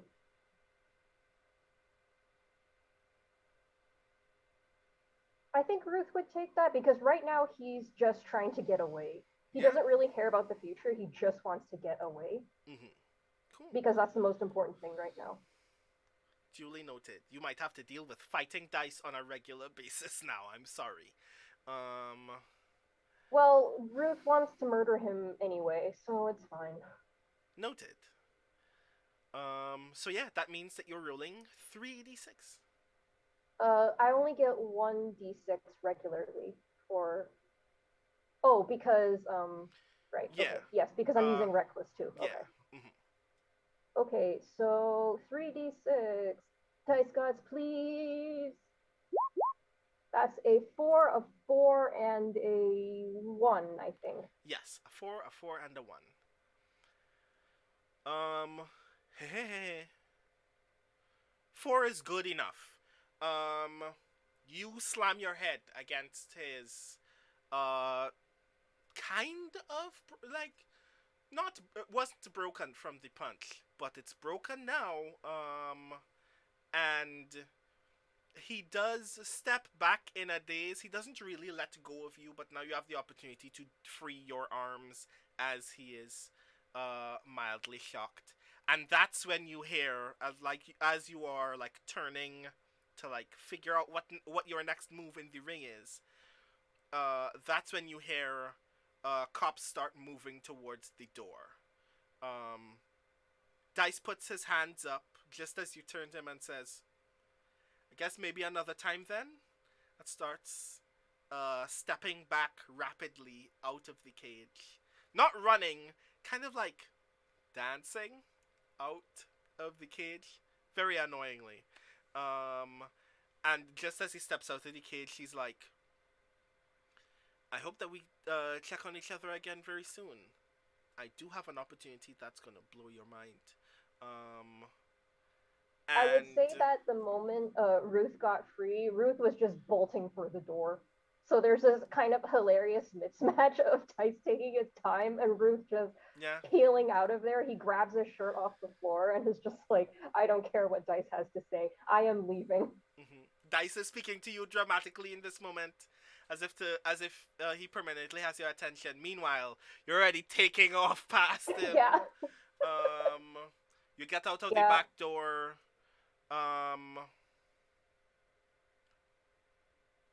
Immediately coming out of the back door, you see a guy in a fedora and a very dark jacket, and like dirty black trousers, like kneeling in the alley outside the warehouse, unconscious. It is too dark in the alley for you to make out much details about his face.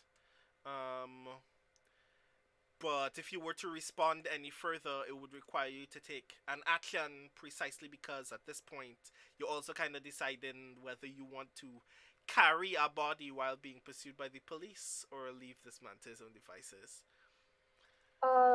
Yeah, I think at this point, given the general atmosphere, being really peeved that Dice is being a fuckwad and still just taking his time about being arrested, Ruth is just going to continue running as he's switching off the hologram and just kind of yanking his shirt on in like reverse Superman.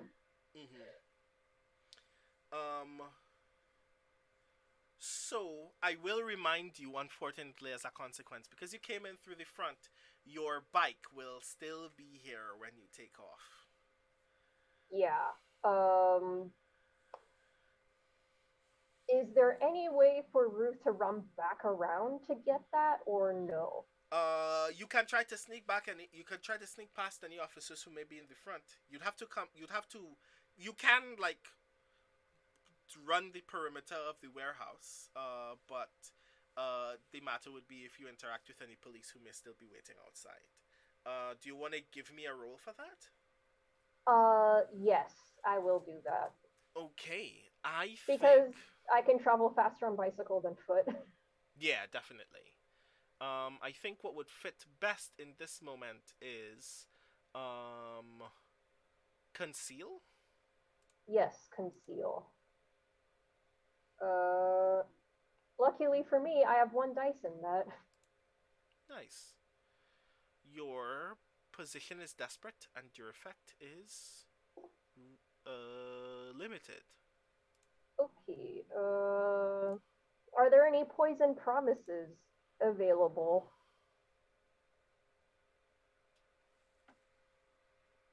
I do have a poison promise, Mm-hmm. but even I hate how much it sucks. Oh boy. One of these cops here is the cop that you interacted with earlier in the day. Great. Him discovering that you are here will obviously have long-standing future consequences for you and for Monsieur Roses. Mm-hmm. Well, I hate that. Yeah, even I hate it. I'm sorry. So I think I won't. That's fair. I also wouldn't. So I'll just take the 1d then. Mm-hmm. And I think because I only have 3 points of stress left that I won't push myself, even though it would make sense for Ruth to at this point. Mm-hmm. So quick rules question. Yes. I don't remember. Do characters have to be present to spend links for people? So, like, could somebody spend a link they have with Ruth for Ruth to get a bonus die?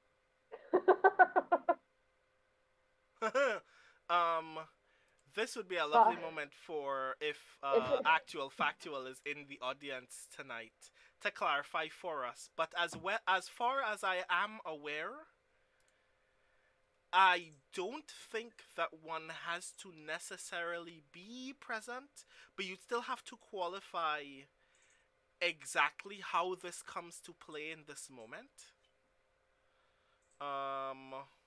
So I'm not sure if it should.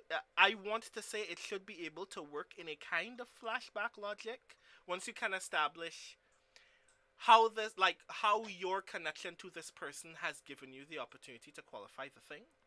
I found the rule. It says helping. You may spend a link with someone to give them a helping die. You do not need to spend stress or even be there to help them directly. Yeah. So you can do the thing. Do the thing. God, if it's Vic helping, Ruth will be so pissed. I'm happy to do so, unless, but I don't have an idea yet. I just have to come up with something.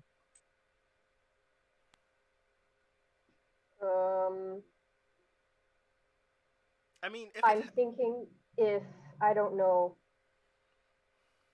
if Vic had some other project with the revolution that causes cop distraction or something, just as this moment, serendipitously, that's my most immediate thought, if Vic is the one providing the help.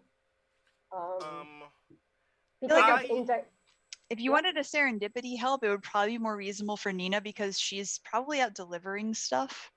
And so if you wanted to do maybe like a fortune roll or something for Here's her your to ride. Yeah. This is the worst. No. Sorry. It's like and Nina would not have expected you to be there. And so this is very much like a what? But it is definitely a serendipitous moment of coincidentalness. So I will also qualify that if, as I presently understand it, it should be theoretically, it should be accurate to say that Vic has been a dream night longer than Ruth has.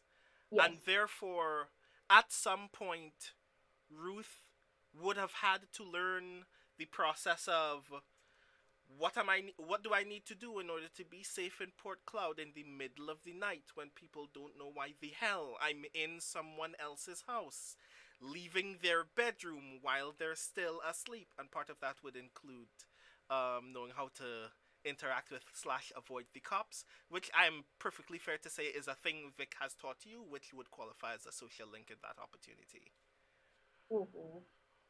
Okay, so now I have an idea. So I would love Mike's ideas. I'll toss it back to you, Yoi. So Vic's idea, it takes the form of making sure that everybody has reversible clothes and basically quick change materials, so that Ruth could put their shirt on backwards and pull a beanie out of like some bag and instantly have a different silhouette.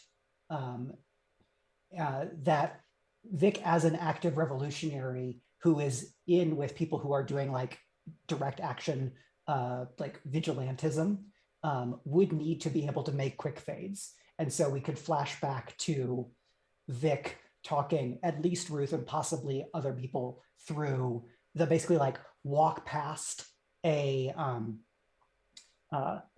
walk past like a tall like a kiosk or something and be wearing different clothes and their hair is different. That makes sense to me. And also I was thinking that just for security purposes, Ruth wouldn't ever like park his bike right next to the place where like the fight is going on. He would always drop the bike off somewhere and then walk like the next distance to the actual location. So he wouldn't need to be running around to the back. I mean to the front to get his bike. He would just need to get to that place. Yeah. I just need to get to that place. So I can take the long way around, like literally the long way around, and get to the bike and just bike home casually. So I have spent my link with Ruth, which can give you +1d to your action. Okay. So yeah, so still give me that conceal.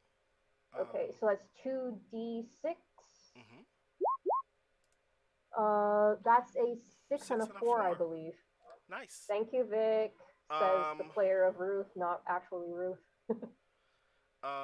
Ruth, you just become a different person. Like, very suddenly, you just like make very minor adjustments to your wardrobe, and suddenly you are like a totally different shape. You step past two police officers who tell you good evening and ask you very briskly to get out of this area because they think that some trouble is taking place here. You nod silently as you step past them. You glance at the corner of your eye that you can see that jerk who was harassing your boss earlier, leaning next to the open door of this warehouse. But you continue on your way to your bike. You unlock it from like wherever you had it locked, and you make it back on your merry way. Are you gonna go all the way back home? Ruth is going to take the indirect way home. Because he's been doing this for a while. He knows that the people who attend these kinds of events are 50-50 very, very bad people. So he's definitely not taking a route that would help people follow him. So yeah, he takes the long way home. Cool. I would like you to give me a perceive roll. I have no points in that, so it's 2d6 and the lower of the two. That's a 4 and a 5. Okay. You notice that there is something in your shirt that seems to be poking you. Well, because it's not a phone thing, Ruth will bike one-handed and fish out the thing that is poking him. Um, in the breast pocket of your shirt, there is a card. What kind of card? Have you seen the same card that Cat presently has? I don't think Kat showed it to anybody. Or if so, Kat only showed it to Vic. Um, I'm aware that Vic's seen it. I'm aware that Nina has seen it. But I don't think you have. Yes, that does make sense with Ruth ignoring what everyone is doing until they're in trouble. So on the front of the card is the same embossed weird eye sigil logo that we have previously described. Very jagged, very fractal. It looks very strange and abstract. But on the other side is now text. Uh-huh. The text on this card reads, for recruitment to the order, call, and a cell phone number that you already know is Dice's. The rest of the group will hate me for this. Ruth sees it, makes a disgusted noise, and throws the card away as he's biking. Strong character decisions being made this evening. Ruth is a strong character, and he doesn't need any dice to help him. Okay, cool. And you continue on your way home. And now it's fair to assume as a result that everyone is home, yes? Mm-hmm. Cool. I would like each of you to give me a 1-die fortune roll in order. I'm going to call your name and I'm going to ask you to give me a 1-die fortune roll. Cat, please roll 1d6. 5. Vic, please roll 1d6. 2. Nina, please roll 1d6. Also 2. 2. Ruth, please roll 1d6. That is a 4. I would like to note that at this point in the game, in the session, we have rolled an equal number of 1s and 5s. You just don't see us complaining about the 5s. Okay, cool. So, everyone has now returned to their homes. They've had a long day for some of you, much longer. You've had a terrible, exhausting day for some of you, much more exhausting. You know as Dream Knights to be as wary as possible about your sleep. You know that weird things happen in dreams, but you know that you are well prepared to interpret them and defend yourself in the event that those things become far too much for you. But you also know that you kind of need to sleep to live, so you all eventually do, at some point, fall asleep. Vic, you awaken in what is obviously a dream. You are in a what you feel is definitely a room, probably very big, but you can't tell because it is very dark. Which is strange considering that you can see yourself in this dream as if you are well lit under a spotlight. As if a thing is about to happen, as if a performance is taking place and you are presently on stage. You get the sense as a result that you are looking out for whatever the action is. You look all around you, and the room is dark in all directions. And then, as you keep looking, you just kind of spontaneously discover a thing. Nina, you awake in what is obviously a dream. The same room, the same darkness, the same personal spotlight, and you keep looking as well. And then you find Vic.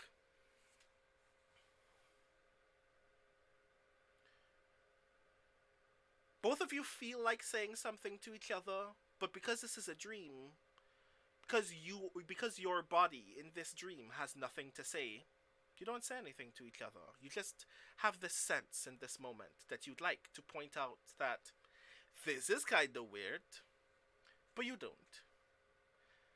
And then you hear the click of another spotlight ahead somewhere, and you can see it in the distance, and it makes this room seem far bigger and far more dense than it ever has been. Than it felt when you got here.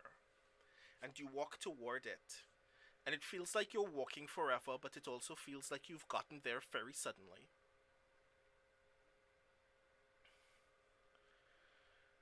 And then, when you get to that light, it is a street lamp, just here in the darkness. There are like a couple of green-winged butterflies just kind of flapping around it idly. And underneath this street lamp is Euphony. Euphony as you knew them before they transcended. The Euphony who introduced you to this entire thing. The Euphony who you dare never call by another name. And they look dead on at you. And even though you know that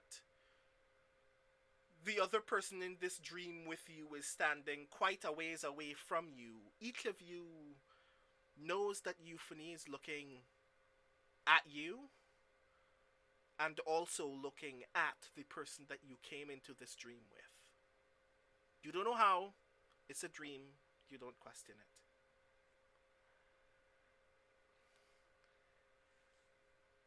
And Euphony looks at you as if they're in a lot of emotional pain. Like they've been going through something that you had no experience of before you got here. Vic, you've never seen Euphony in this state before. Euphony has always been perfectly in control of their emotions. They've never been in doubt, never felt really low or weak, except in a fight, and even then they mustered more bravery than sorrow in that moment. You've never seen Euphony cry or be terribly afraid like this before.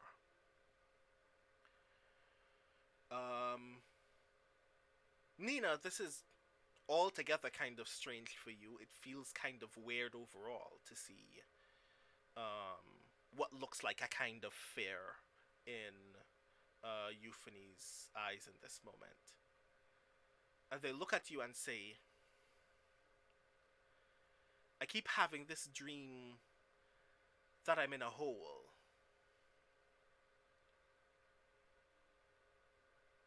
And then you can't see them anymore. And then you can't see each other anymore. But you can still see the light. You feel your hand against a thing, and you turn to find the thing, but you find just darkness. Do you press your hand against that thing?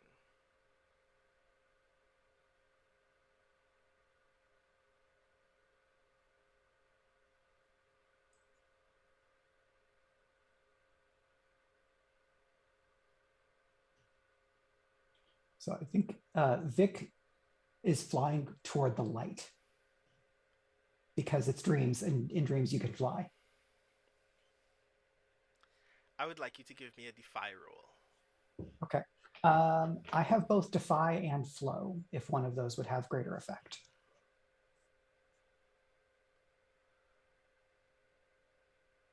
Both of those have a kind of effect that will determine the information that you get, but I think that both of them are fairly the same in this moment. Which would you prefer? I think. Or rather, I should qualify. Defy will allow you to break the rules of the dream that are attempting to confine you, and flow will give you the ability to perform optimally within those confines in ways that will not trouble the dream very much. Okay. Yeah, I think this is Defy because it seemed like the dream had its own momentum, and so Vic is interrupting the sometimes in a dream you may feel more or less active or more or less proactive, and so this is like an interrupt command. Definitely so. Your position is desperate, and your effect is limited. So I think I'm going to push for an extra die. Okay. And so I will be rolling Desperate Limited.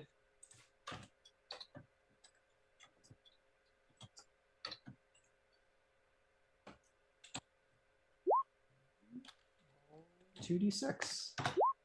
4 and a 3. Okay, cool. You try to gather the momentum that allows you to move towards the light, and you realize that that momentum is stunted somewhat, but you can still move. And that's when you realize, as you are trying to physically manipulate your body in this space, that's how you learn when you move your hands that you are presently in a hole. You have no idea how deep it is, only that there is light above you, and that you can see that you are in a hole, but every time you try to perceive how deep it is, it seems like it's getting deeper and then not that deep. And then you try to perceive it again, and it just kind of wobbles again like that. Nina, you are also in a hole. You notice the exact same thing that Vic does. It feels like it was cut precisely for how wide you are. Like there is no room in here but for you. Vic, when you look up and move towards the light, as you notice that the hole keeps doing this thing where it keeps fluctuating in depth and you can't even tell if you're actively even leaving it anymore. You see Euphony's head just kind of pop out of the dark over the hole right in front of you and say, "Hey, Vic." And so I think at this point it's probably good to describe Vic's dreaming form, which is fairly distinct from their waking form. So in waking form, I described that version of Vic at work or kind of outside of the constraints of work. In dreaming, Vic is kind of willowy rather than a stocky average build, and has a more kind of traditionally femme presentation. So red lipstick, tea dress, biker jacket, belt, boots, and flowing wavy hair instead of much shorter wavy hair that is pomaded back. And I like to think that most of the time in dreaming, the dress and the one end of the belt and the hair are flowing in wind that is mostly not there. Or if you've seen videos of underwater dancers with long hair where the hair moves in a different kind of flowy fashion. And so that is the Vic that we see here, basically trying to will their way to get out of the hole and look up to Euphony and say, "What's going on? How long have you been here?" I'm always here now. How do we get out? I'm the worst person to ask for that. I can't get out. It's not my home anymore. I'm its home. So Vic will reach out and say, then take my hand, let me get to where you are, and then we can do something. Euphony reaches their hand out toward you. And at that moment, it feels like it is infinitely close, like it is right there for you to hold. But whenever you actively decided that you're going to take their hand, it suddenly feels like you all are miles and miles away from each other. And just like the depth of the hole, it keeps fluctuating in that, as if the dream is trying to sense your intent and resist your intent. And at a point, like, it feels like you all have been reaching out for each other for several minutes, and then at some point, Euphony just sighs and puts their hand by their sides and says, "We don't have time for this. The eye is upon you. Even I don't know what that means." And as they're speaking, you can hear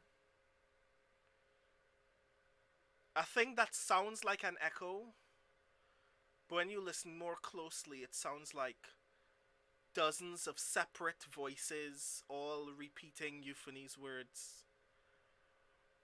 And you can tell that several of those other voices aren't Euphony's voice, but in the kind of dream logic that tells you that even though you do not know what a thing is, you obviously do know what this thing is. You get this feeling like all of those voices are Euphony's voices too, even though they sound nothing like the Euphony that you know, in any permutation. And they continue. The eye is upon everyone. It is a cold eye. Even I don't know what that means.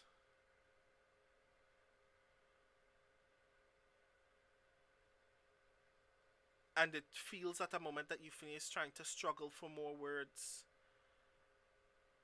And then says that just as Euphony is about to continue, all of those echoes just kind of fade into like a singular point of sound, and then you can hear Euphony's normal voice go, "Wait a minute. Did Ruth get in a fight again?" You wake up in a cold sweat, Vic. Nothing about this dream was frightening, but there's a part of your dream night sense that constantly tells you, even when you know that you're not in danger, sometimes in a dream, you're in danger and you don't know, and that means that you need to be perfectly aware, and you are aware of those kinds of weirdnesses. Just absolute bad vibes. Yeah, just pure bad vibes. What do you do now that you are awake?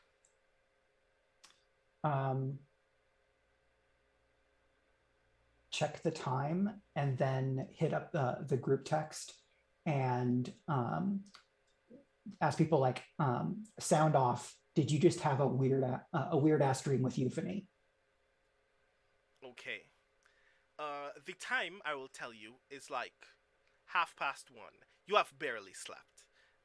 It's like 2.5 hours sleep or something like that by the time you had left your get together with everybody else. Kat, your phone stirs you awake and you get a sound off message. You know that this is Dream Night Protocol states that if it is sleep times and someone has sent that rally message in the group chat, it's because you're trying to make sure that some weird shit hasn't happened in the dream. You are obligated in this moment to respond. Do you respond? A quick note, only the people in this group chat are whitelisted. Otherwise, my notifications are off. Yeah. Do not disturb So, except like- for just these people. Yes, I will respond. I will also note that before going to bed, Kat had a highball, so she can push blocks faster. The one person in the chat who's played Catherine got that joke. Nice. Cool. So Kat has responded. Ruth, your phone stirs you awake. You have gotten that message. There are parts of your head that hurt very much, even though you don't think you got that severely rocked during the fight. But you are awake, and you've seen the message in the group chat. Do you respond? So I will note that Ruth's phone is so old that he cannot switch off notifications. Yeah. So he just gets notifications from everything. But he sees that and just texts back, I'm fine. No, he doesn't text back, I'm fine. He texts back,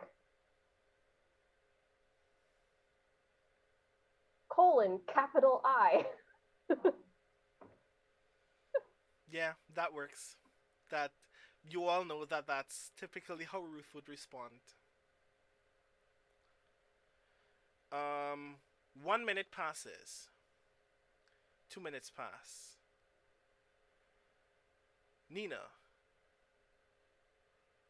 you are still in this hole.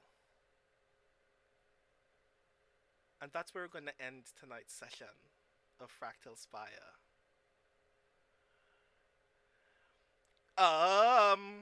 I can't believe you would leave our unlikely hero in the hole.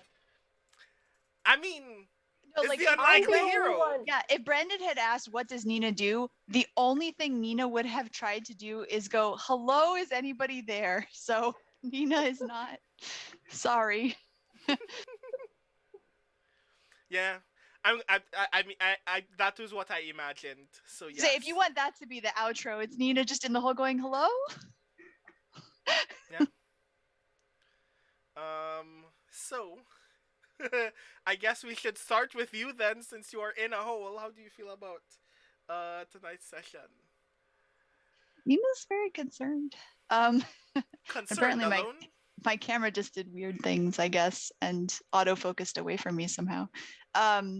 Yeah, concerned, alone, worried about Ruth, but now currently very worried about Vic because what just happened?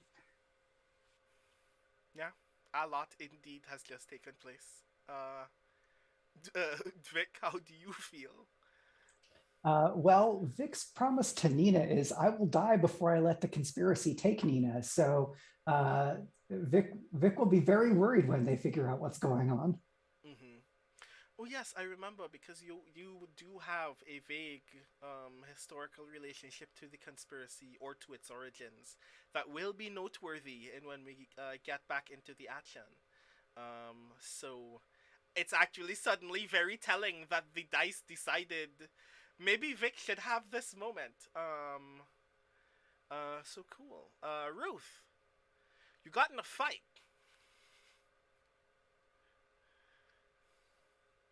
Yeah, and that was supposed to be great, but dice was annoying, so Ruth Yeah. doesn't feel that great. You're gonna have to deal with a lot more dice. I'm sorry. Dice That's was okay. annoying, and the dice were annoying. Yeah. God, somebody It actually took us 2 hours to get to that joke. No, yeah. 3 hours. Triffity Mats in the chat caught me on a thing that I wasn't thinking about when I said it aloud. Dice does not let you go. So yeah, I feel like that needs to be a command in chat as well at some point. Kat, how do you feel about the session that has just occurred? I know you didn't have a great deal to do, but you will Hang on. soon have a lot of engagement. Okay, let me make sure I understand this promise chain correctly. Vic promised that they would die to keep Nina safe. From the conspiracy, Right? yes. Yeah. Okay. Cat has promised to keep Vic alive. And given that Cat's the time traveler, I think we are definitely lining up for some shenanigans there. Yeah. Rewind. We're aiming straight for the Madoka Magica timeline, and I'm not sure if I'm excited, intrigued, or frightened. It's perfect. I love it. So yeah, this was very exciting. We have established exactly the kind of context that is necessary for your next session to engage immediately with the dream. And I'm particularly excited that even outside of the mechanical specifications of the game itself, that there is still room to do weird dream stuff. And I'm very excited for you all to rescue Nina from whatever it is that is happening. So that's going to be a lot of fun. But until we get to that point, sometime in April, I will ask all of you lovely people to remind all of you lovely people in chat who you are, what you do, and where people can find you next. In reverse order this time, starting with Iori. Kusuno Iori, they them pronouns, Clarion West class of 2017. Writer and third-rate duelist. You can find me on Twitter at Iori Kusano, at kusunoiori.com, and on Master Duel. Fight me! 675-877-938. Fight me. Fight me! Come on, coward! You know you wanna! Oh my god, I'm this close to also putting my Master Duel information inside here, but I'm not going to. Because I am a coward. But thank you so very much. Next, Yoi. Hello, and then eventually goodbye. Yoi Gawain Lin, he, they pronouns, game and fiction writer. Today I played Ruth, the outsider, who came out here to attack people and is having such a good time right now. Oh god. Thank you so very much. Next, Valerie. I'm Valerie Valdez, and I can't stop laughing. I don't even know what's going on anymore. Find me on Twitch at The Kids Are Asleep and on Twitter at Valerie Valdez. Nice. And Mike. Michael R. Underwood at Mike R. Underwood on Twitter. Twitch.tv/TurboTango for video games. I'm one of the 3 co-hosts of Speculate. You can find Speculate at speculatesf.com. You can support the show by becoming a supporter at patreon.com/speculate. I have special Girl by Moonlight things that I will start posting onto the Speculate Patreon for patrons. So if you cannot get enough of this game, you should go and become a patron, because then you'll get lots of extra things. He, him pronouns for me, they, them for Vic, everywhere except when they're at work, because work is shitty and Vic has to use he, him pronouns there. So that's how pronouns are complicated. That's me. Yes. So what we're saying is pronouns are complicated because work sucks. And we should destroy capitalism for the sake of all of our kin. With which I agree. As for me, I have been your stage manager this evening, The Rising Tides, otherwise known as Brandon O'Brien. Pronouns he, him, or they, them. You can find me on Twitter and Instagram at The Rising Tides, on twitch.tv/The Rising Tides, where sometimes I do actually fight Iori in Yu-Gi-Oh! Master Duel, and it goes poorly. But it's still a great deal of fun, so we're gonna do it again very, very soon. Among other things, of course. I am a poet, writer, and game designer from Trinidad and Tobago, and the author of a thing called Can You Sign My Tentacle? Which is really rad. If you're into the thing, I think you should read the thing. And if you can nominate the thing for a Science Fiction Poetry Association Elgin Award, please also do the thing, because I think that it's really neat. And I am also one of the members of Speculate, which you can, as Mike has already succinctly mentioned earlier, support by going to patreon.com/speculate. I also have some very cool future port cloud things that I'd like to share, specifically about the rest of the world and how bad and weird and strange it is, and exactly why you wouldn't want to live there, but also exactly why you probably live there already and should probably move or change it. So that has been us this evening. I'm going to tell all of these lovely people good evening for the night. But before that happens, I would like you to bid adieu to all of the lovely people in chat, who I'm going to briefly regale with all of the regular housekeeping notes. I really liked spending time with you all, and I hope to venture into the dream with you all very soon, yet again. But let me just press some buttons as I come over here again. Thank you again so very much for joining us for yet another session of Girl by Moonlight Fractal Spire. This has been session 2. This has been a lot of fun. I love in particular when I'm playing with these strange friends that I prepare a thing and then the dice don't like us and characters make radical decisions that allow me to go, you know what? What if I just did another thing? What if something else happened? And I'm very excited about the things that are going to happen next. This next session is going to be our first sortie into the dream. I'm very excited to do some weird dream stuff as a result. So, until then, I'm going to again remind you all that your support through patreon.com/speculate allows us to do this cool thing. A reminder, of course, that Evil Hat Productions actually sponsored this stream of Girl by Moonlight, gave us a great deal of support in the process of accomplishing this actual play.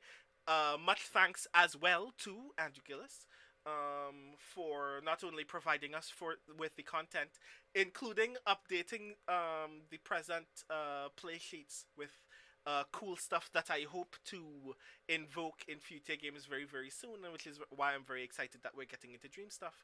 But genuinely being very understanding and forthright with all kinds of questions that I've had about the process, because this game is very cool and I want to play it the way that Andrew wants it to be played, and I've also been like really inspired by a lot of the stuff that I've been learning about this game and about its process, and that makes me more excited to do weird stuff with it, because it's a lot. It's very intense, and I'm actually very delighted to be able to share that with you all. A reminder, of course, again, that you can support this channel in various different ways by going to the YouTube channel, which you can find at !RFTube, by following Greg on Twitter, which you can find by !RFTweets, by supporting Arvan Eleron's Twitter at patreon.com/ArvanEleron, and the Speculate Patreon at patreon.com/Speculate. And as well by joining the Discord community at !ArvCord, where you can meet all of the cool people who are here. All of you are cool. And not only gain more witness updates about future content on this channel, but just hang out with neat people who are actually good on Twitch. Because sometimes communities are not, but y'all are actually very cool. Yet again, I want to thank first and foremost Arvan Eleron for giving us the opportunity to do these neat things on this channel in the first place. Greg is very rad, and I'm very glad to be able to join you all in this space. To the mods who were present this evening, Arudinalex4, Triffit Emats, and Rockgod. As regularly stated by Greg, y'all are the best in the business, and that's a fact, no lies detected. Thank you so very much for not only keeping this space safe and fun for everybody, but also being very cool yourselves. And thank you so very much to the active viewers who were present this evening, including Academy Impossible, Actual Factual, Crit Twitch, Itzenma, Kusanu Yori, Natzelli, Prince Justin, St. Pomelo, Sony PlayStations, multiple Sony PlayStations, okay, cool.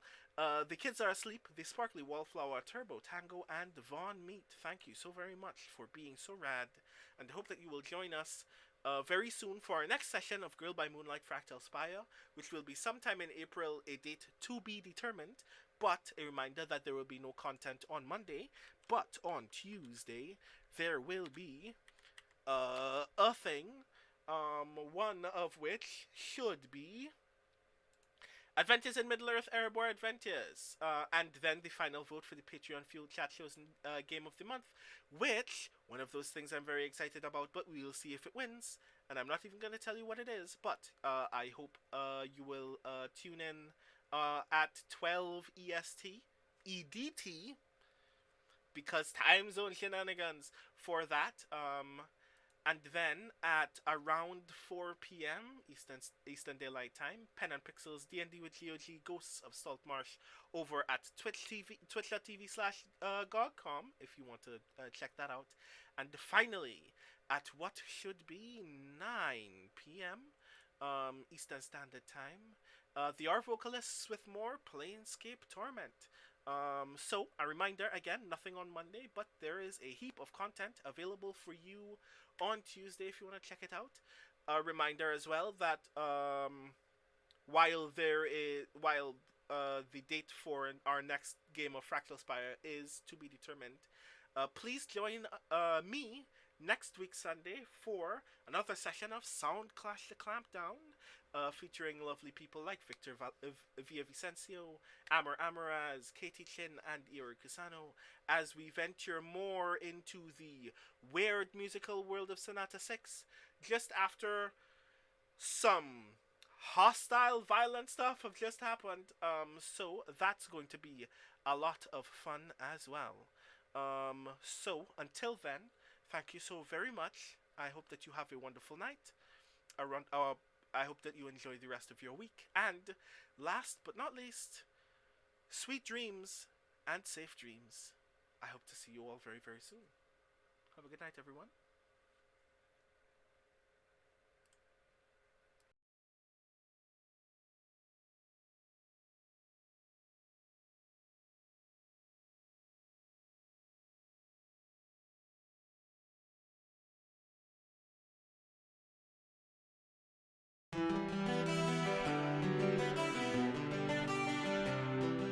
So here are all of my encouragements for you all to make terrible decisions, as I am the GM. Ash has a crossbow bolt in her side, 0 dots in skirmish, and 0 dots in wreck. And I'm so excited to see this get even worse. So that's one vote for escalation. Skelly has 3 guns and all the ammo. Crossroads has no guns, but Crossroads is a gun powered by ghosts.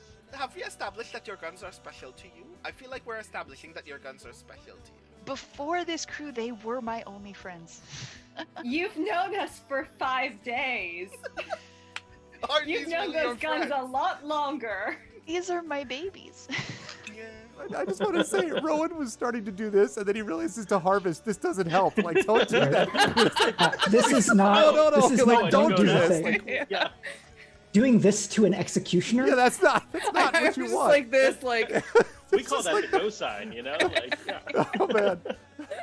This theme's great. I will do a fortune roll. Notes. No thoughts. Head empty. 1!